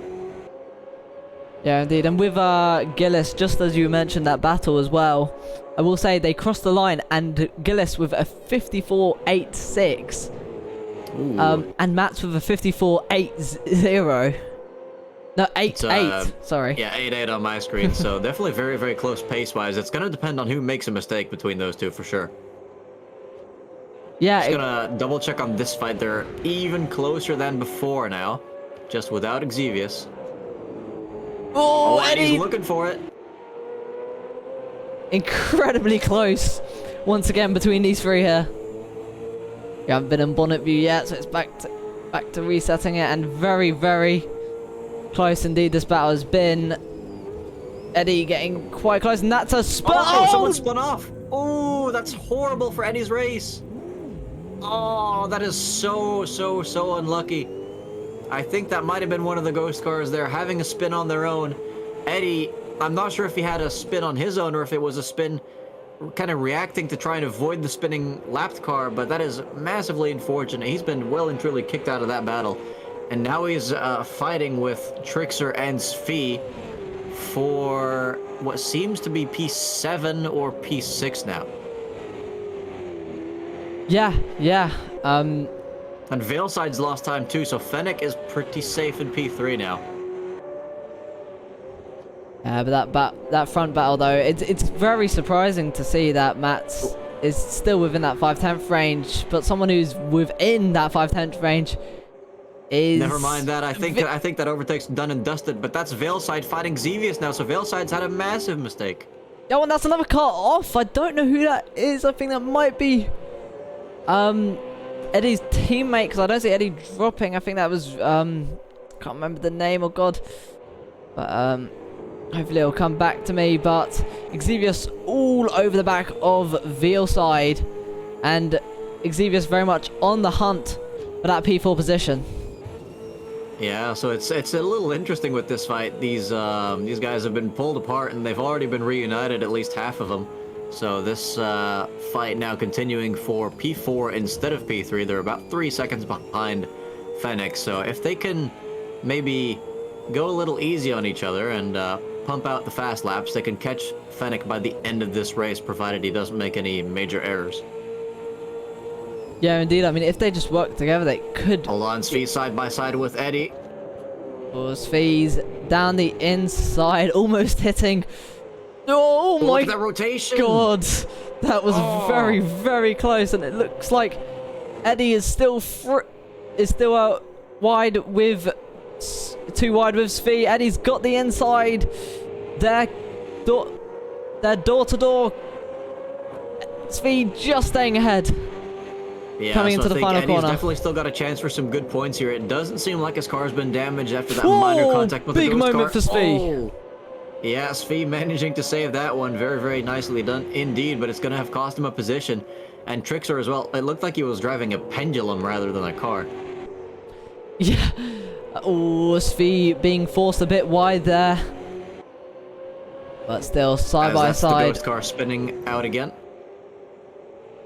Side by side into turn 2. These two have been side by side for almost an entire lap now. Svi trying it around the outside, but we know how much the car can give up on you rear-wise. But I think Svi has got the momentum. He's still too wide now. We saw them originally too wide here for the first time. Going too wide again. Let's see if Svi can hold it round the outside. He's still on that outside line going into the next corner. Eddie very much close. Svi, I don't know how he was outside for about 3 corners straight there. Yeah, that is mighty impressive. And of course, when you're on the outside, you can get forced wide. But Eddie here, not one of those drivers to force people wide. He's definitely done some very nice clean racing, and that's enabled us to get the kind of action that you do not find Trouble behind in many other places. So the battle's not over yet, though. Trouble behind, battling with, I believe that's Jedden. Oh, and I think that's a spin. That's a spin. Oh, and a crash. That is hugely unfortunate, but also completely his own fault. And that is once again that same corner as last race. So the past has repeated itself. Only 6 laps from the end. Very, very tough luck for Eddie there, unfortunately. Yeah, and that is also going to break. Does that count as a commentator's curse? Because I mentioned Trouble and Jedlin battling, and then Eddie spun, and then that battle is now no more. So that might also be another commentator's curse in the bucket. That one doesn't count. That one doesn't count. But I think Kayza is currently fighting Richie. But every time it says there's an overtake, he's already passed. So Kayza, you need to calm down and let us film your overtakes. Yeah. Anyway, these two have been fighting it out for quite some time. We're never going to catch it on camera, so I might as well move to another fight. Ooh, it looks like the battle between Trouble and Eddie is brewing, though. Oh, it very much is. Eddie not giving up, even after all that tough luck so far. Down the inside goes Eddie. Trouble not giving him too much trouble.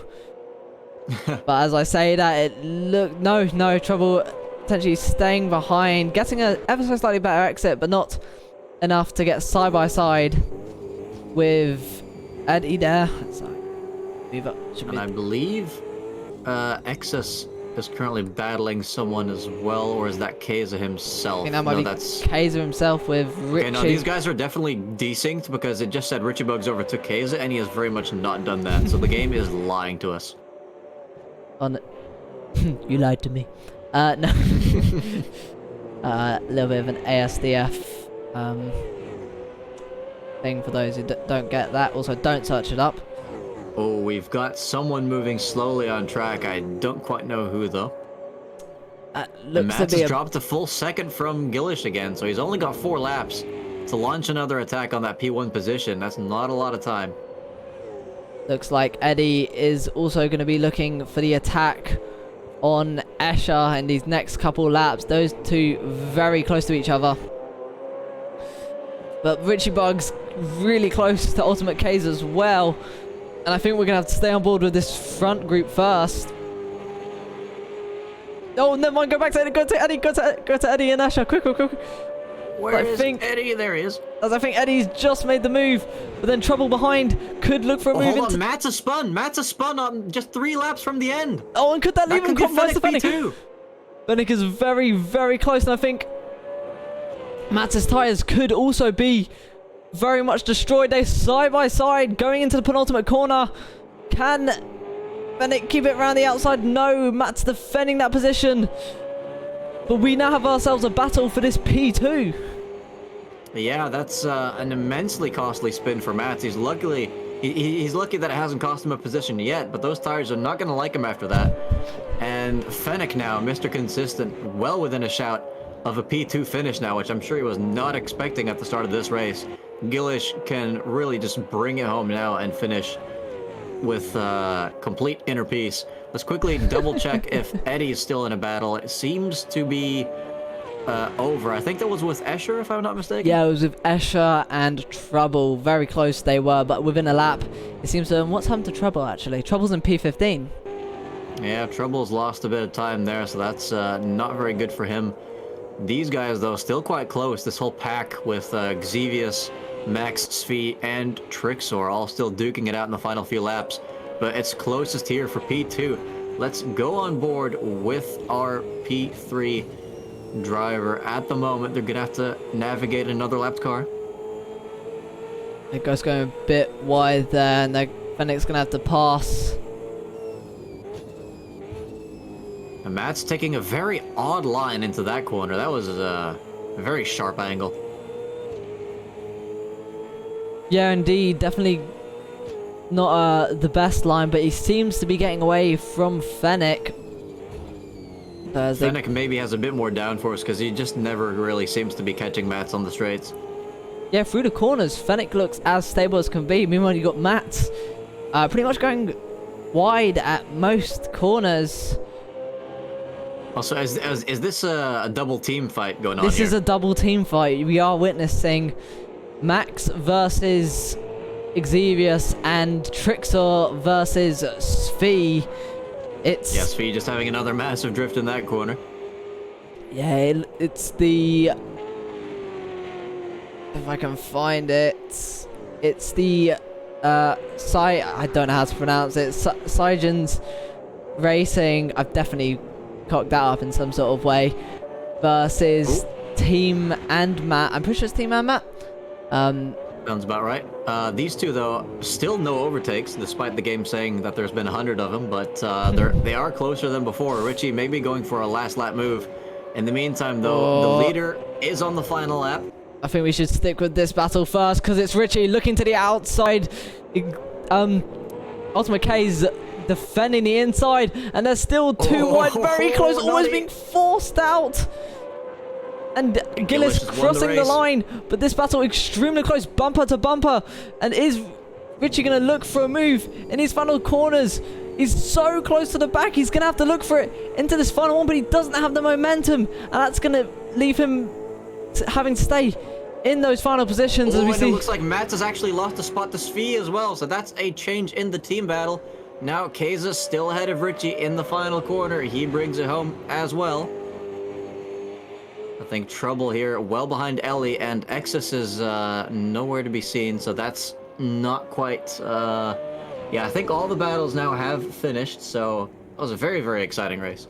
Yeah, indeed. I mean, at one point, we couldn't even keep track of how many battles there was. That was absolutely insane racing tonight, I've got to say. And as we see, someone gets sent to space, so very, very, as everyone chilling, and I think everyone crashing into each other as a celebration of actually surviving this absolute madness of essentially NASCAR race in these Super V8 cars. It's going to be Gillis, due to desync, these could change after. If you want to see the race results, you can always join the MSR server, but it's going to be Gillis Homan who's going to be taking the win.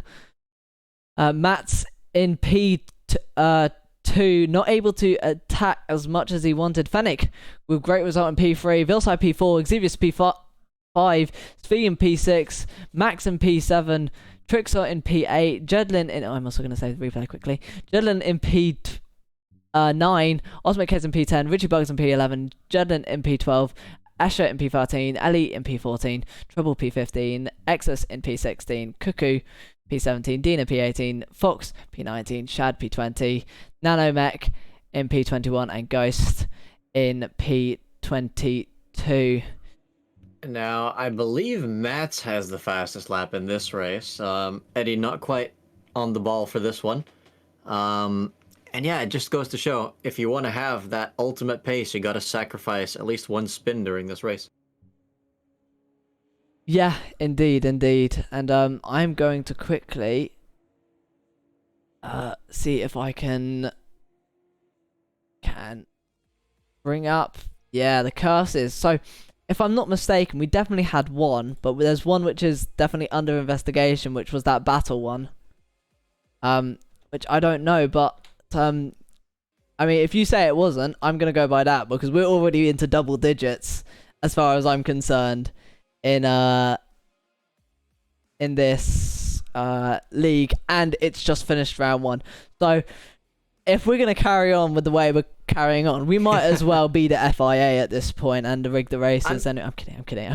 I mean, it was fairly mellow from our end this race. I think we only added what, 2 or 3, so it's pretty good.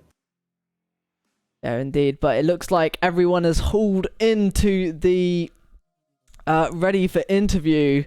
So I think it's only appropriate that we get our 2-time race winner, and I think that's going to be the man, the myth, the legend, Gillis Homan. Bring him in. Gillish, congrats on a double win there. Noticing you making up lots of positions on the first lap every single time. How do you do it? I don't know. It seems in the start, somehow I'm a lot faster, and after that, it's more or less equal with Mats and Veilside, but yeah. I don't know. Yeah, it's definitely always interesting to see. I mean, I haven't gone a single race with you up there figuring that, yeah, it's going to take him a while to warm up. It's always, okay, how many people is he going to pass this time? And yet again, it was more of that. Tell us, what kind of special formula do you put on your tires to get that kind of starting grip? Well, just tire warming, and I warmed the brakes by holding the throttle and the brake simultaneously in the warm up lap. So Yeah, that's a good tactic if I you've just- got enough fuel on board for it. yeah, the warm up lap is slow, and I usually take a bit extra fuel indeed to be sure. So maybe that helped. Now, which race did you have to do more overtaking in, do you feel? The second one, because I started 5th, 4th, I don't remember, instead of 2nd. Yeah, it's hard to remember when you're already in the top 3 at the end of every lap one, but it's been interesting to see your fight as well with Matt. You got by a bit earlier than I expected. Did he have some sort of mistake? Because I noticed P3 was right behind you guys when that happened. In the first laps, he seemed to be going wide into every turn, and I had a lot of speed on him, so I could pass. And after that, he really stuck with it until I think he had a spin. I don't know. I didn't see it. I just suddenly noticed he was not behind me anymore.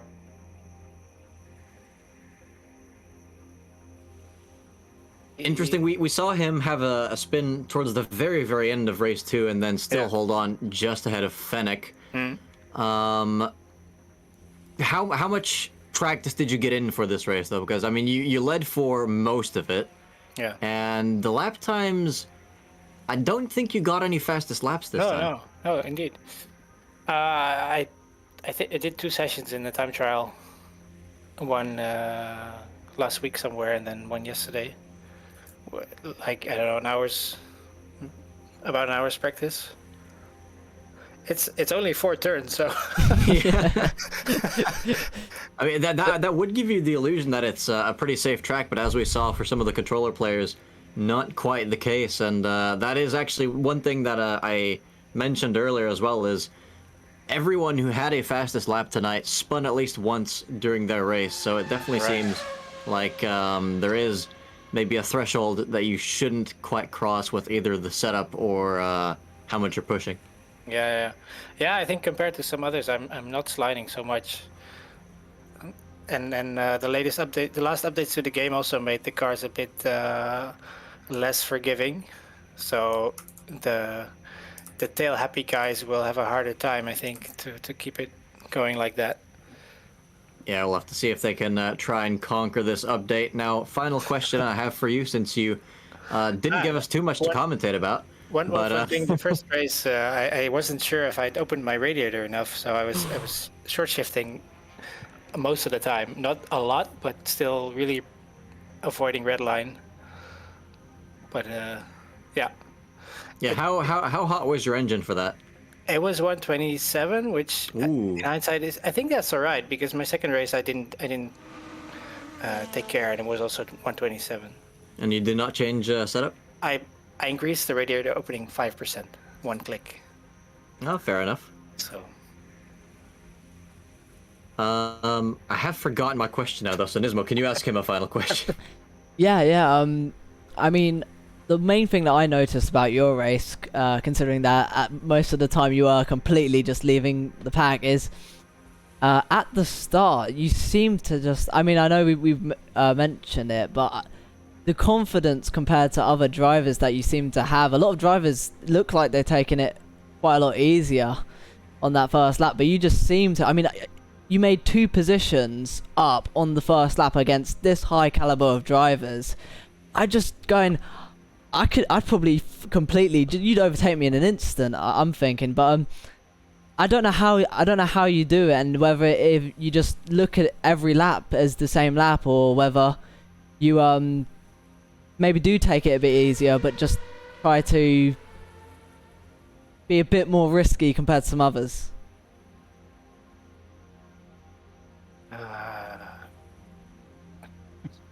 I've been trying to settle myself to not push too much when being close to others, and also just generally not braking late. Braking late doesn't work unless you're really outbraking someone. But also if you're right behind someone, I sometimes have a hard time judging my braking points. So I just lift. But then that sometimes gives you a better entry into the turn and therefore faster exit. And if someone else in front of you is stressed or maybe not confident yet, and they don't get the right exit, then yeah, you can pass them. Yeah.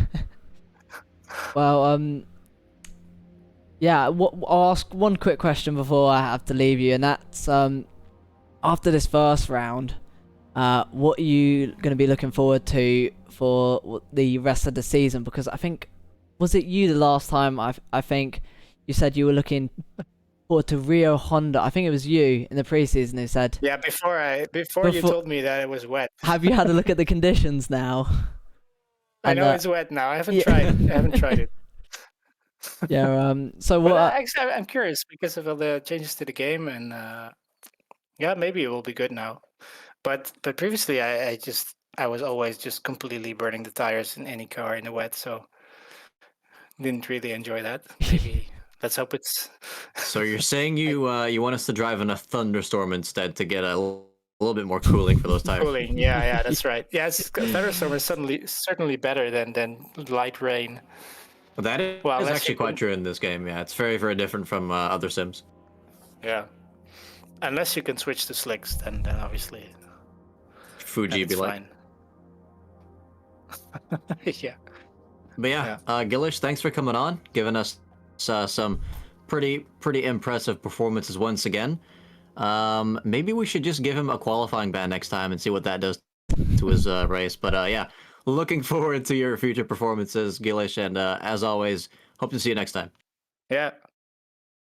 Thanks, guys. It was fun. Yeah, have a good one. Cheers. Let's see who else we can bring on. Well, we've got two people. Quite a few people in there. In particular that I want to bring in. We got a selection actually because these two finished in the two same places, but in two different races, and that's Fennec and Richie Bug, who finished P3. Richie Bug's finishing P3 in the first race, and Fennec finishing P3 in the second race. So I'm gonna let you choose who we bring in. Let's stick to the chronological stuff and bring in the guy who finished P3 first. So let's bring in Richie.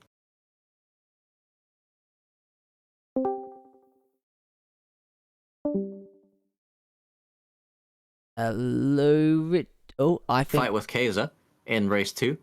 Oh, was that Nismo? Yes. I'm lagging. That's all. Oh, okay. Well, I'll just repeat that in case it was lagging for the stream as well. Yeah, welcome, Richie. Congrats on that first P3 there, and seemingly very tight fight with Keza in the second race. The game told me you guys passed each other about 1 million times, but that does not seem to have quite been the case, at least. No. Tell us a bit more about race 1, though, first. You finished kind of in no man's land. How many people did you have to fight to get there? Well, at the start of the race, I made up a couple places, and there was a lot of fights at first. And again, I normally have pretty cautious starts. I try not to, because it's real easy to ruin your race on the first probably 5 laps or so. Once the pack starts to kind of thin out a bit, then you can start making your passes and start racing really. But yeah, race 1, it was solid. Nothing special, to be honest. Pretty boring from my point of view. And the car setup was not suited for the temperature. Unfortunately, I had the tire pressure a little too high. The anti-roll bars not exactly where they should have been. So I fixed that for race 2. However, in race 2, I decided to go and lose it on T2. I guess I ended up on the marbles. It was a little slick out there. I looked at the throttle and it spun extremely quick. Like there was essentially no catching it, unfortunately. And that's kind of what happens, because I was way under the limit in that corner, so it must have been oil on the track or something, like just a little grease. We've also heard, just to quickly interject there, we've also heard that the new tire update may be causing that as well. People who are suffering from tail happy cars are not as easily able to catch slides anymore, I've heard. Yeah, because I mean, into that corner you want to get a little bit of a slide on anyways going into it, so that you get the car rotated. However, yeah,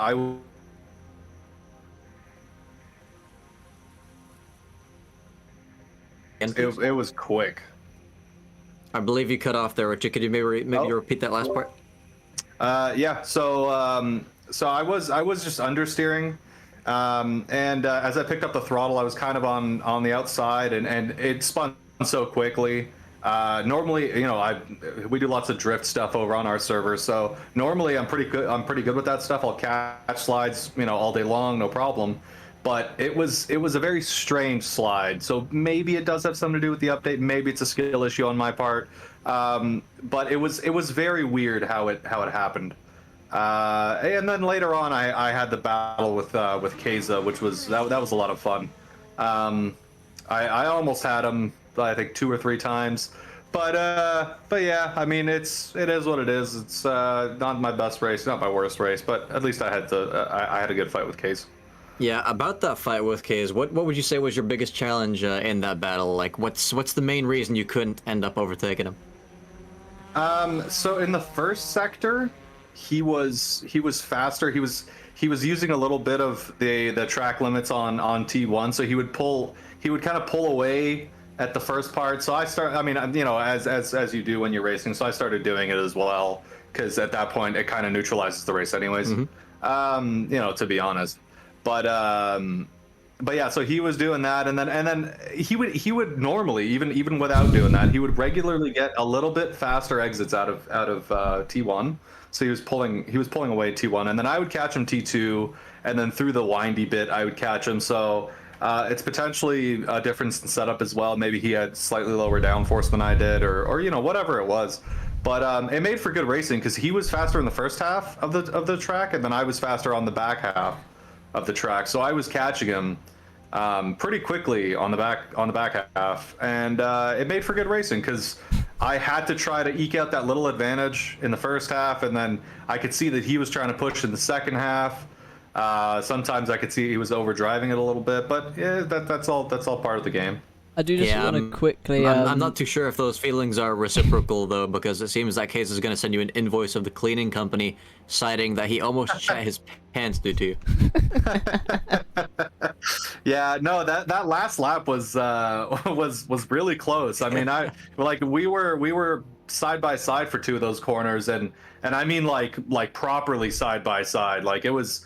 I tried to pass him on the outside of 2, and I nearly got it done, but again, because of where I spun earlier in the race, I was kind of hesitant, so I got on the power later than I should have, and that kind of cost me the pass. But again, it was a good race. It was fun.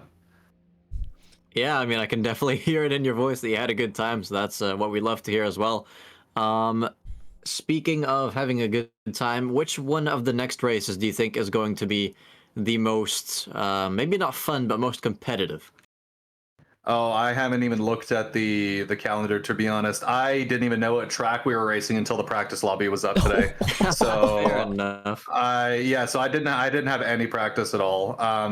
So I followed Keza around during practice a little bit. I followed Matt's around a little bit. I followed a couple guys just to see where they were. Svi actually hopped into the other Discord, the Red Bullshit Discord. And he was kind of helping me. He was like, yeah, like there's a couple small setup changes. He actually advised us on maybe opening up the radiators because it was gonna be very, very hot. But also Diener says Bathurst. Yeah, Bathurst will be a fucking blast. That's always a good time. Every single time I stream Bathurst though on YouTube, it comes out as a copyright infringement of 2019 Bathurst, like the actual race. So we started on purpose making sure that we did that every single time I streamed as a fuck you to YouTube. So yeah. Nice. Maybe you could try and just lower the quality of the stream to 144p, and then they won't recognize it. Maybe. Yeah, maybe it's hard to copyright a pixel. They'll try it. Yeah, they'll try to copyright the pixel blue. But yeah, I'm sure they'll try to copyright the color as well if they could. But yeah, no, it was tax you for it as well. Oh, absolutely, yeah. But yeah, Case, if you're watching this, good race. It's always a good time. It was close. It was fun. It was a good time, man. We both crashed that race, and we both ended up having a good race. So that's all that matters. I'm not in it for the points. But yeah, and yeah, I can't wait till you guys start doing more Assetto Corsa stuff. We've also got our server. We have our Red Bull Shit Racing Pack, which is classic series stuff, very tail happy shit. And yeah, if anybody wants to join in that, hop into our Discord as well. And I'm sure we're going to be doing more shit together because the two groups are really good. And I'm glad you guys are putting this series on. Yeah, absolutely love to hear it. And just for the future, I also hope that that same level of fun can be had in Turn 2 at Bathurst, because that is an infamous corner for ending races on lap 1. But yeah, just gonna have to be extra careful on that one, and wishing you good luck in both games. Alrighty, yeah. Take care, guys, and yeah, we'll see you guys next week. That's it. Yeah. You too, have a good one. All right, we'll pop some champagne next week. For sure, for sure. Let's go ahead and bring in Fennec now, our podium sitter for race 2. Gotta find him. There we are. Fennec, you have been found, and you got another podium finish. How do you feel? I did. Good. First race. Wait, you weren't aware? aware? I was aware. Oh, okay. okay. You said You just sounded very confused. No. Well, you have a podium, so congrats on that. At what point did you realize you were going to finish on the podium? I think the point I kind of realized was when Veilside and Eddie ended up spinning, and I had about 3-second gap. Yeah, and So, actually, I want to ask you about that. What do you think caused that? Because I saw a back marker spin right in front of Eddie, but I didn't catch what happened to Veilside. Oh, I've got no idea why Veilside's back. Eddie tried going up the inside just to realize the back marker was there and then spin avoiding them, and Veilside, I have no idea why he's back. So. Alright, so that may remain a mystery up until Thursday. Yeah, definitely good performance on your end, though. You even almost got Mats. How many real chances do you think you had to overtake him before he pulled away again? Not many. I think he had lower downforce, so... And it didn't seem like he had any damage, so still quite quick on the straights. So I didn't really have many opportunities. I had to do it within the first lap, or he was gone, essentially. Just because I couldn't overtake using the straight line speed. Yeah, pretty much. It's definitely seems like some people went for a different direction setup-wise, and pretty much everyone who set the fastest lap in either session had a spin at some point, so maybe higher downforce was a bit of a safer bet. You had a long-lasting fight with about 3 other people in that race, though. Tell us about that. That was really fun. I mean, there was Spee, Eddie, and Veilside, I think it was. Spee spinning partway through, but insanely close fight, nose to tail for quite a long time. So, yeah, really fun. And were there any moments where there was like an accidental tap or some door rubbing, or was it all just enough space? Maybe there's a tiny accidental tap on the brakes, but even then, I'm not sure. Yeah, I mean, if you don't even notice it, that just goes to show how clean these guys ended up racing tonight. Only one safety car in the end, so some people earning money, some people losing money on that one. May have lost money on the second race, so that's I blame you for not crashing. Well done. In the second race, you gave your 10 points to Trouble. Who was the only other person to vote. Yeah, we had a bit of a bigger turnout in race 1, but yes. Regardless, always good fun on stream with the gambling. Are you also looking forward to Bathurst with despite the infamous second corner? It's going to be challenging. Don't know whether enjoy is the right word. It's going to be probably quite sweaty because it's an hour and a half. Now, it's also well known that one of the races is going to be rainy. If you had full control over the weather, which race would you move that rain to if you could? Which one's it on? Something Rio de Hondo, something on the lines of that. Okay, I know the track you mean. Would you move it to remember Bathurst all the and try tracks. and have more people die No, so you can no. finish An higher up? hour and a half of rain on Bathurst. Oh, no. Adelaide, I think, would be interesting with rain, but I'm not sure it would be the best considering it's a street circuit. Kalami, I think, would be quite good with rain. Other than that, I'm not really sure. I know, well, Tomos de Rio Honda I've only driven like once. The 5th round I don't even recognize the name, so I'm not even sure I've driven this at all. So yeah, not really sure. Those two I think would be decent. Whoa. And my final weather-related question would be, would you prefer lighter rain in this game or more severe rain? Because we've heard some complaints from people that their tires get really, really hot in light rain in this game. Yes, that does generally tend to be the case. I don't know, I generally prefer slightly heavier rain. Puddles sometimes get a bit annoying, but you at least don't have to pay attention to tire temperatures. Yeah, that is definitely very, very true. It's a bit of a trade-off there. Now, we've only been talking about your second race. Tell us a bit more about your first one, where I believe you ended up finishing 14th. Yeah, not the best.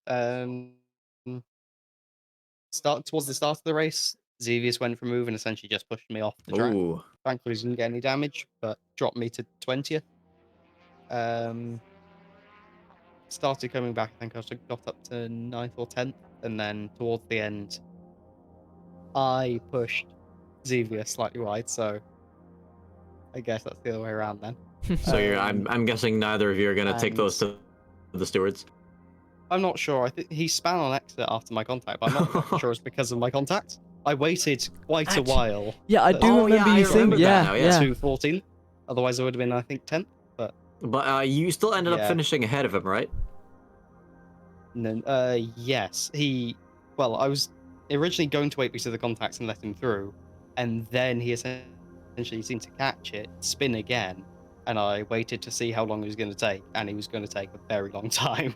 Oh, so he span So twice, I and that's why he ended up. Okay. Quite a while, ended up letting a group of cars and then also his teammates feed through, and then just decided he's going to take so long. I feel like I've done enough, dropping like 4 or 5 places.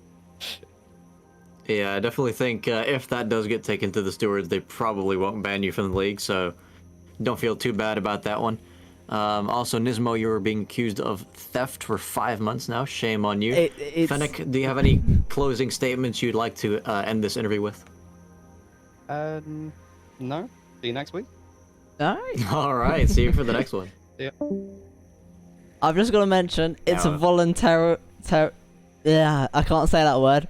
Voluntary theft? There it is. Well, I'm just gonna say theft, but it's voluntary. Voluntary. But yeah, thanks Dina for subbing again, man. Always appreciate it. You are paying. Let's bring in Ghost because according to the Keza lore, we have to bring him in first. Hell, the lore. Ghost, welcome, and a bit of a tough race for you, but you ended up finishing both events, so that's still a pretty good job. Did you have fun tonight? That's the most important thing. Yes, but I had a lot of problems, and I did a few mistakes. I look backwards, and I just ran into the wall a few times, and crashed with almost with maximum damage in front side of the car. Ooh. So yep. What was the main issue with the car? Steering issue. I guess it was suspension damage on one of the sides. I don't know which one correct. Well, I did see you going into the pits at least once or twice to fix the damage. So was there anything wrong with your car setup wise? No. As I said, I just looked a few times at the back side because we have blue flag rule, and yeah, sometimes I should check what's going on at the back of the car, and because of this, I crashed at turns. So, oh, okay, yeah, that is. Oh gosh, yeah. But the race was good, I think. Yeah, just looking at your fastest lap there, a 56.5 in race 2 and a 56.1 in race 1. Definitely not bad pace. How much practice did you get for this race? I never practiced this track. It's my first time here. And did you like the track despite the blue flag issues? I don't have actually. I don't like Blue Flags rule, to be honest, but I can't do anything with this. So I just say okay and just race. So yeah. Yeah, I mean, hopefully for next season you're going to be able to have a bit more fun with the next cars, because I mean these are fairly challenging vehicles, of course. But when it comes to the track itself, do you prefer a simple track like this or a more technical track with more heavy braking? I guess more technical tracks, but with a different car. Not with this one. Yeah. Because sometimes it feels slow when you can drive faster. Yeah, absolutely. I mean, it can be very, very fun to push slower cars, and often leads to closer racing as well. So, looking forward to some slower cars in the future. Um, which car would you say you are the best in this game? That's going to be a final question for me. It's a hard question, but I tried Le Mans cars and I really like it. I'm gonna buy the DLC soon because I just wanna race on online lobbies on Le Mans cars. So is that the GT Le Mans cars, or is that more the prototype, like LMP cars? I didn't know which one, but it was the last DLC. Yeah.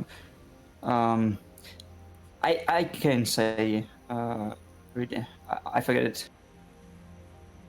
Yeah, no, those are definitely some pretty fun cars to drive, and not as frustrating as these sometimes. So maybe we can see if something will happen with those in the future. But yeah, hope you enjoy your gameplay with that DLC, and we'll hopefully see you for the next one. Okay, thank you. Thank you.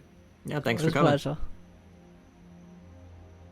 All right, now we've still got Cuckoo and Trouble to interview. Who should we bring in first? Well, you know what? I think so much has happened with Cuckoo. I don't want them to leave early, so I say we bring them in now. And I can't do that. Oh, hello. yes, you can. Well, there's one thing you can definitely do, and that's finish P4 in race 1. What a defense. Oh, yeah. Race 1 was great. I had a lot of fun there. Yeah, tell us about that fight with Mats. Oh, yeah. That was good. I sort of knew it was coming. I'd been glancing at the leaderboard for a while. Obviously, Escher was holding him off for a while. That was mega defending there.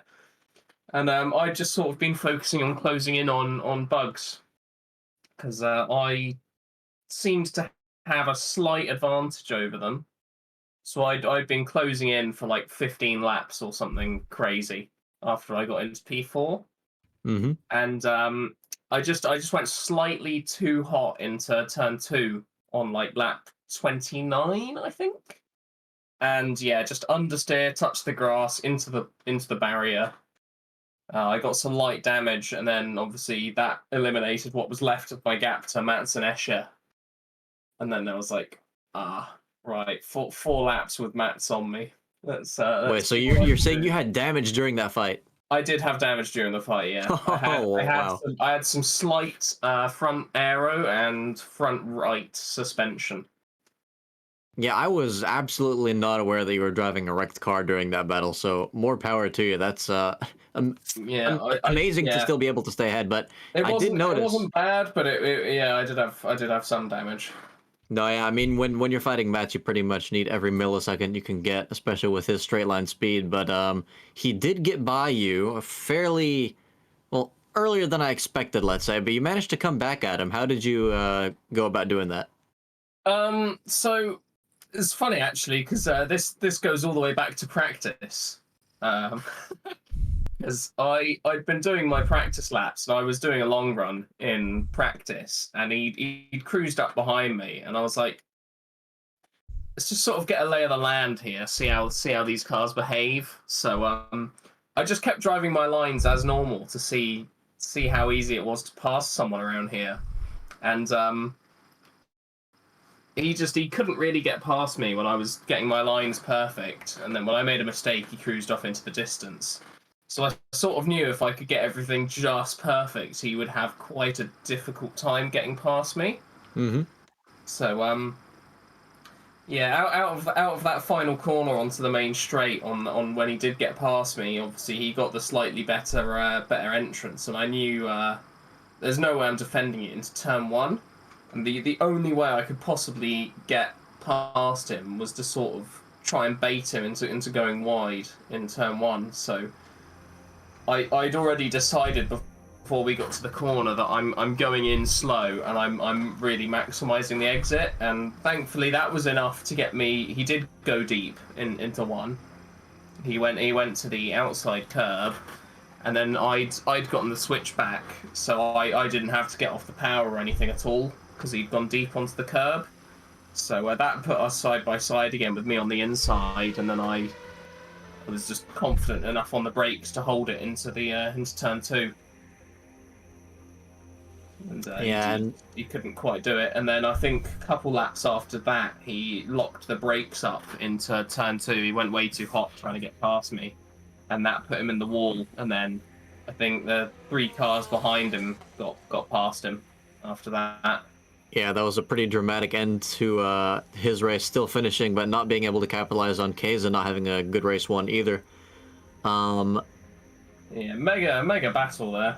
It was a lot of fun. I do have one question for you, Nismo. Who the heck is Eddie Has No Daddy in the driver standings?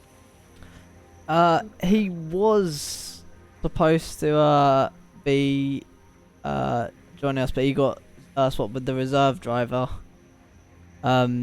Again, I don't think we've seen him race once, so that could actually be a league ban. Oh no.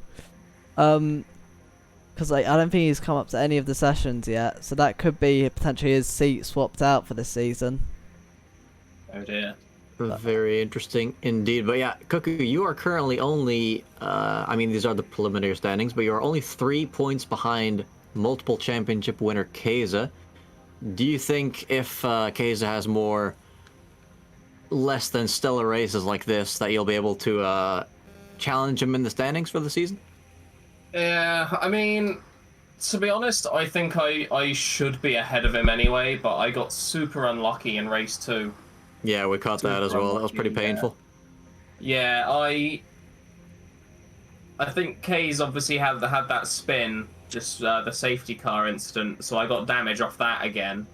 And then as we were coming up to the pit entry, I was thinking, it's not quite bad enough for me to come in and sacrifice all that track position.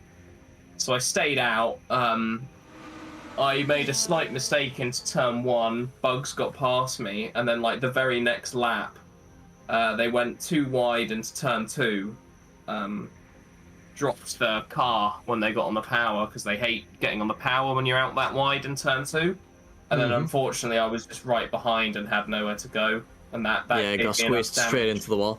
That gave me enough damage that I had to come into the pits after that and fix it, and then that put me out in like 22nd. And then I managed to fight back up to 17th. I had a really good battle with Dina, but it's just sort of a missed opportunity there with the points, because I should have been at least 6th, I think, in that second race, similar to what I did in race 1. But yeah, definitely wrong place, wrong time, unfortunately. So absolutely, yeah. And that's not really something you can prepare yourself for. So I went from getting like 15-ish points to just 4, which really hurts.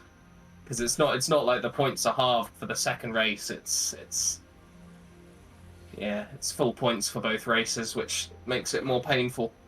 absolutely, and I don't think we see too many people having repeated incidents where they end up smashing into people spinning out ahead of them. So I don't think you'll have to suffer from that too much this season. Hopefully, because I definitely had pace there. Yeah, and I think you have got a good chance at a respectable finish in the standings for this season, especially among some of the faster drivers. But it looks like Trouble is phasing in and out of existence, so I think we should go ahead and pull him in. Yeah, I can see that, actually, yeah. So, Cuckoo, thanks for coming on and for showing us a very, very tasty fight in that first race. In particular, even with damage, it makes it even better. I hope to see you. Fingers crossed I can keep it up. We're 3rd in the team standings at the moment, tied 3rd. So Ooh. But yeah, that's I mean, sort of what I'm targeting really as top 3 in the teams. So we'll see if I can actually do it. hey, if you can do that with damage, who knows what you can do without. So looking forward to see those performances. And Nismo, if you don't have any more questions, I believe we'll be moving on to Trouble. No, none from me. And yeah, hopefully see you, well, if not tomorrow, then hopefully next week. Yeah, fingers crossed, no accident next time. It'll be on purpose. Oh, God, please no. I would cry. Well, yeah, we'll see you, see you hopefully next week. Yeah, same time next week. Yeah. Have a good one. Bye. Ta-ta. Now, Great. technically, crying is a form of weight reduction. I'm gonna need you to explain that one to Trouble. Now, Trouble, congratulations on wherever you finished. I don't have the standings in front of me right now, but I do have to ask you, do you understand what it means to reduce weight by crying? Well, I do now after the race. Can you elaborate on that position? I was scammed, Ooh, okay. but by the game. By Nismo? Oh, okay. What? No, actually, I prevented Nismo from scamming us. Oh. Actually, no, he wouldn't have anyway. But did you notice in the second race there was only 10 points on either side of the vote? It was just me and you, Oh, Yeah. So Yeah, why can't- I made what- sure just in case there was a safety car that, which there was. But I made sure that Nismo didn't scam you out of the points. I need might- my Thanks, money. I do appreciate that. Where's my money? Yeah, I ended up winning 10 points in race 1 and lost 10 in race 2, so I evened out on that. I won, I think, like 300 in race 1 and then 10 in race 2. Oh, what? How much did you spend in race 1? Not very much. It was just that the odds were high enough. I only spent like, I think, 70, 80 or something like that. So Well, that's- and I got a few hundred, so... Oh, that's weird. Enough to hydrate. I thought I spent me. 50. It That's was just maybe I that did. the odds were massively towards there being a safety car, so... No, for sure, but I thought I spent 50 and I only got 60 back, so maybe I spent 10 anyway. I don't know. Anyway, I think it's also to do with how many other people spend, though. Like, how much is divvied out.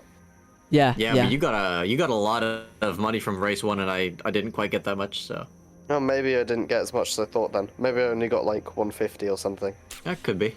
Either way, though, looking at your finishing positions, you did get a top 10 in race 1, and in Yeah. race 2 you got a top 15. So, which one of those 2 races was more fun driving-wise? Because you were involved in quite a few fights. Well, race 2 was more fun up until I was scammed. That's the answer. Because, well, race 1, I guess. I was having some good battles. Having not driven this track, I don't think, was still a bit iffy on braking points and like lines and things.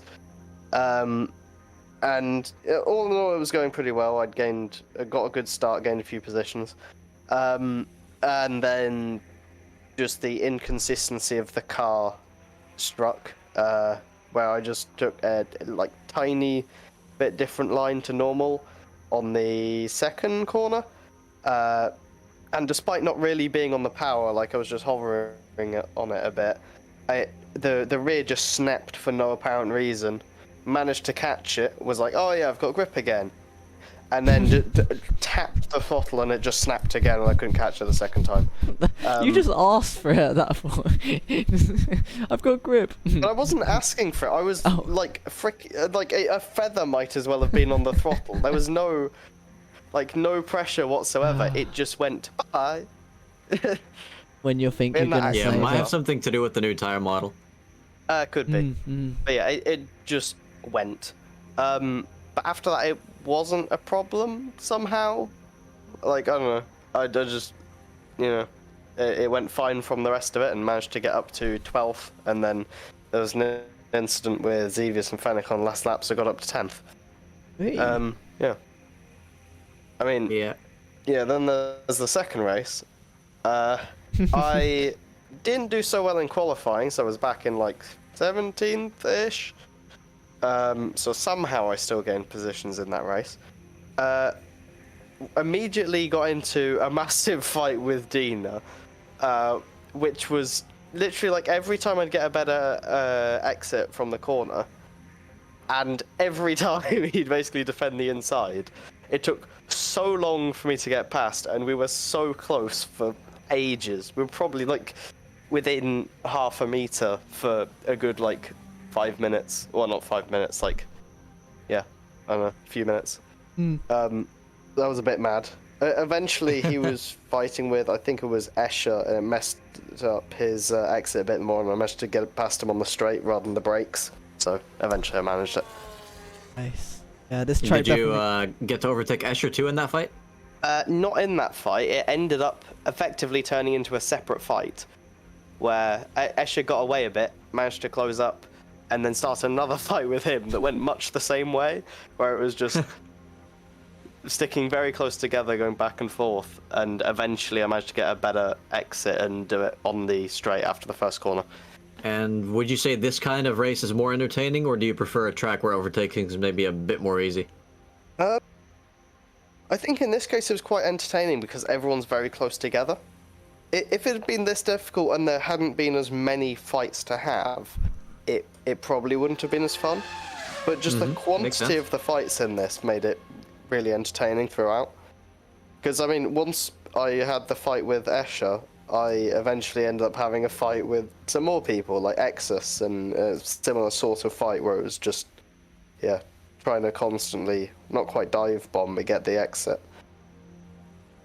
And then, well, there was, in the first and second races, also the fights with Yedlin, who over the lap was basically the same speed as me, but with a very, very different way of doing it.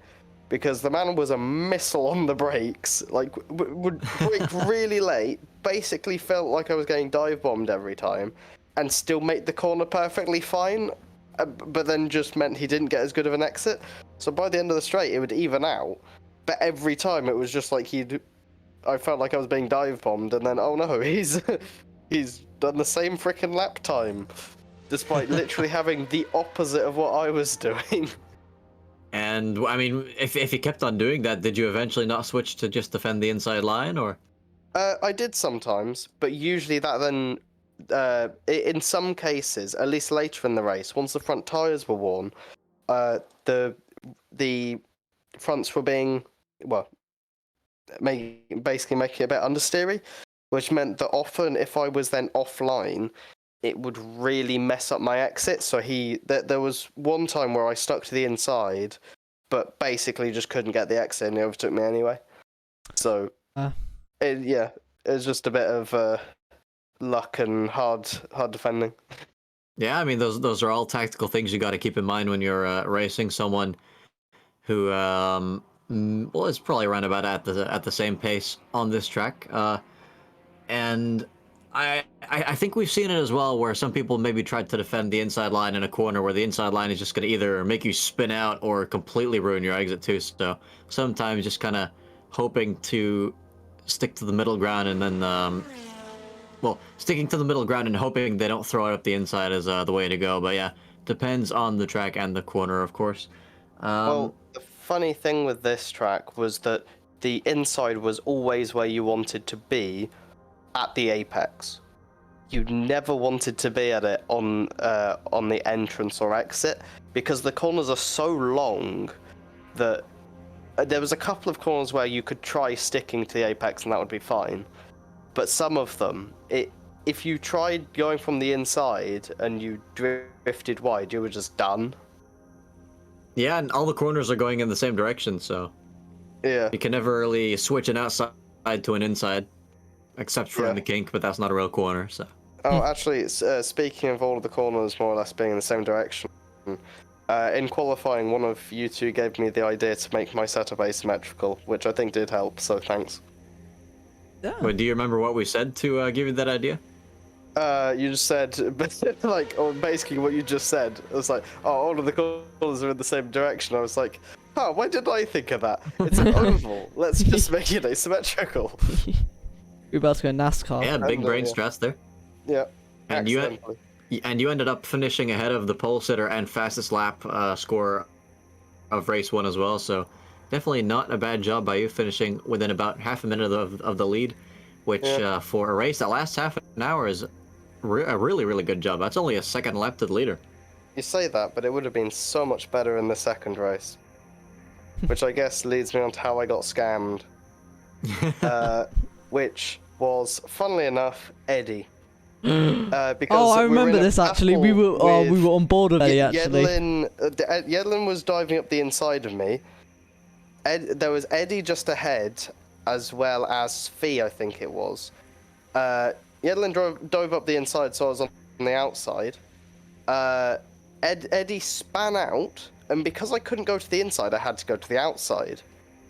Eddie rolled backwards, and therefore I couldn't go to the outside either. So the only option was hit him, which didn't give me too much damage because I slammed on the brakes, so slowed down a lot. But what it did was make me bounce further out wide off the track. Oh. And because I had more momentum, I then overtook Eddie off the track. And as you know, what that does is then give you a thing that says give back position to X position, which in this case was 11th. Or else. Yeah, or else. But Eddie was P11, spun out, facing the wall. Well, not quite facing the wall, but basically facing the wrong way and not moving anywhere. So, what was going to happen then?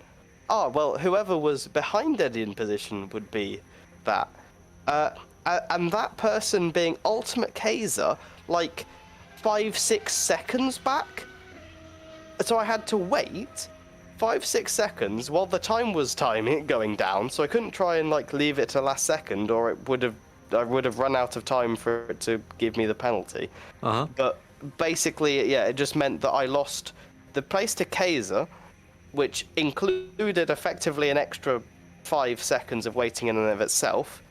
But then Kaiser was also fighting with 2 other people who then, because I had no momentum, went immediately past me again. That is very painful. So I lost, I think in total, about 10 seconds and 3-4 positions from that alone, mostly because of not Eddie going off, but Eddie in doing so forcing me off the track. That was the real kicker. I will quickly That is just some mention Michael Massey something. levels of shenanigans there. Yeah. I also did have some damage, which did end up with Ellie overtaking me because of it, because I was not very fast with that. Hence why I finished behind her as well. But yeah, it just annoyed me so much. Absolutely fuming. I will just slip in there. It is risky to do this, I will say, but if the car is stationary, you can in fact accelerate away, and if you get further away from them, it will cancel the penalty. It's risky though, because A, I didn't know that was a thing, and B, yeah, risky turned up to 11. Yeah, no, it's like you gotta hope that they don't get starting anytime soon. You could like, come on, stay in the wall. I'm good. No, but Yeah, I cannot. Yeah, that's too risky. yeah. Trouble, Yeah. there is one thing I want to point out, though, and that is the fact that I should actually be congratulating you for race 2 and not race 1, because according to this one metric that I have selected, you actually performed better in race 2 than race 1. What metric would that be? You finished closer to the lead in race 2. Really? You were Oh. 35.4 seconds off the leader in race 2, and in race 1 you were 35.6 off the leader. Consistency. Completely accidental. Yeah, off the same guy too, because Gillish won both races. Yeah. Oh, also, I just noticed Gillish's fastest lap in each race was only 1 millisecond apart. Wow. That is wild. Funnily enough, I'll tell you what that means. It means in the second race, everyone was very close, even closer together. Yeah, And pretty what much. that leads me on to is the driver standings. Because I am in 16th with 17 points. If the Eddie incident had not happened, and by that I mean specifically the losing the extra however many positions, I would have been, I think, in 10th, even if I hadn't overtaken anyone in front of me. And that's very possible. Obviously, like, it's a big what if. But that difference is 5 points. 5 points would put me on 22 and move me up to 10th. Everyone is so close together.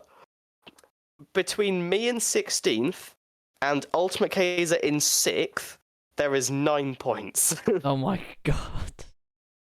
This Well, is mad. it is only the first round, and I think Yeah, for the next race it is going to be a long change one. so much. Yeah. Well, hopefully, So close. hopefully Man. you won't get involved in any crashes next week. I don't know if you're going to be joining us for hopefully. tomorrow, and Or at least if they are, at least if there are crashes, I at least want them to be my fault, so that I can't have been screwed over by someone else.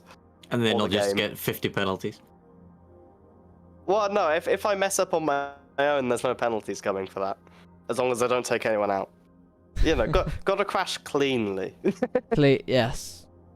I mean, you can still crash cleanly and get a, and then reset the car to the track illegally. Huh?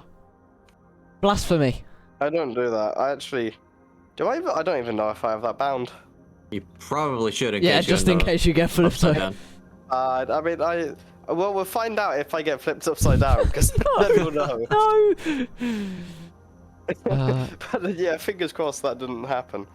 Living on the edge there. Funny event, which speaking of being flipped upside down, is after the race in the second race, Ellie was just ahead of me. So once we crossed the finish line, Ellie slowed down. I just kept going, hit the back of her, managed to go underneath, flipping her car over, and just continue as if nothing had happened. I thought I saw It a was pink car so getting funny. shot up into space at one point.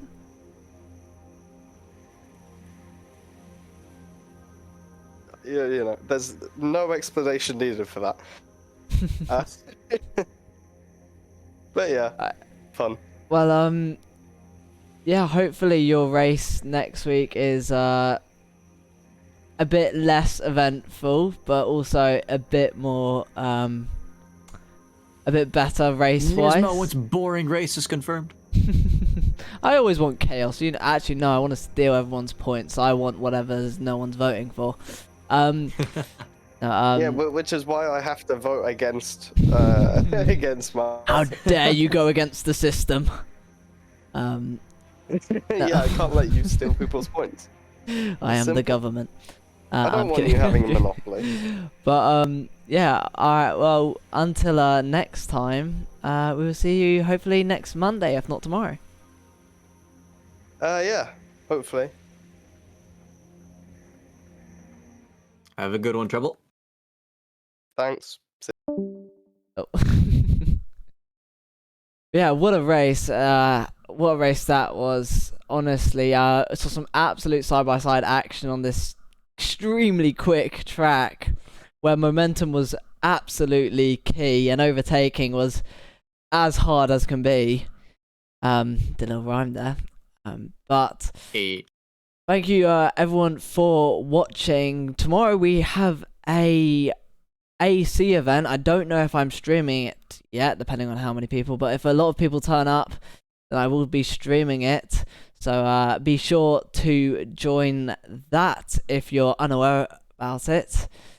It'll be probably at around the same time, so if you want to check that out, you can always go to the MSR Discord. Until next time, guys, that was round 1, and we'll hopefully be seeing you next week for round 2. So until next time, have a good night. Good night, everyone.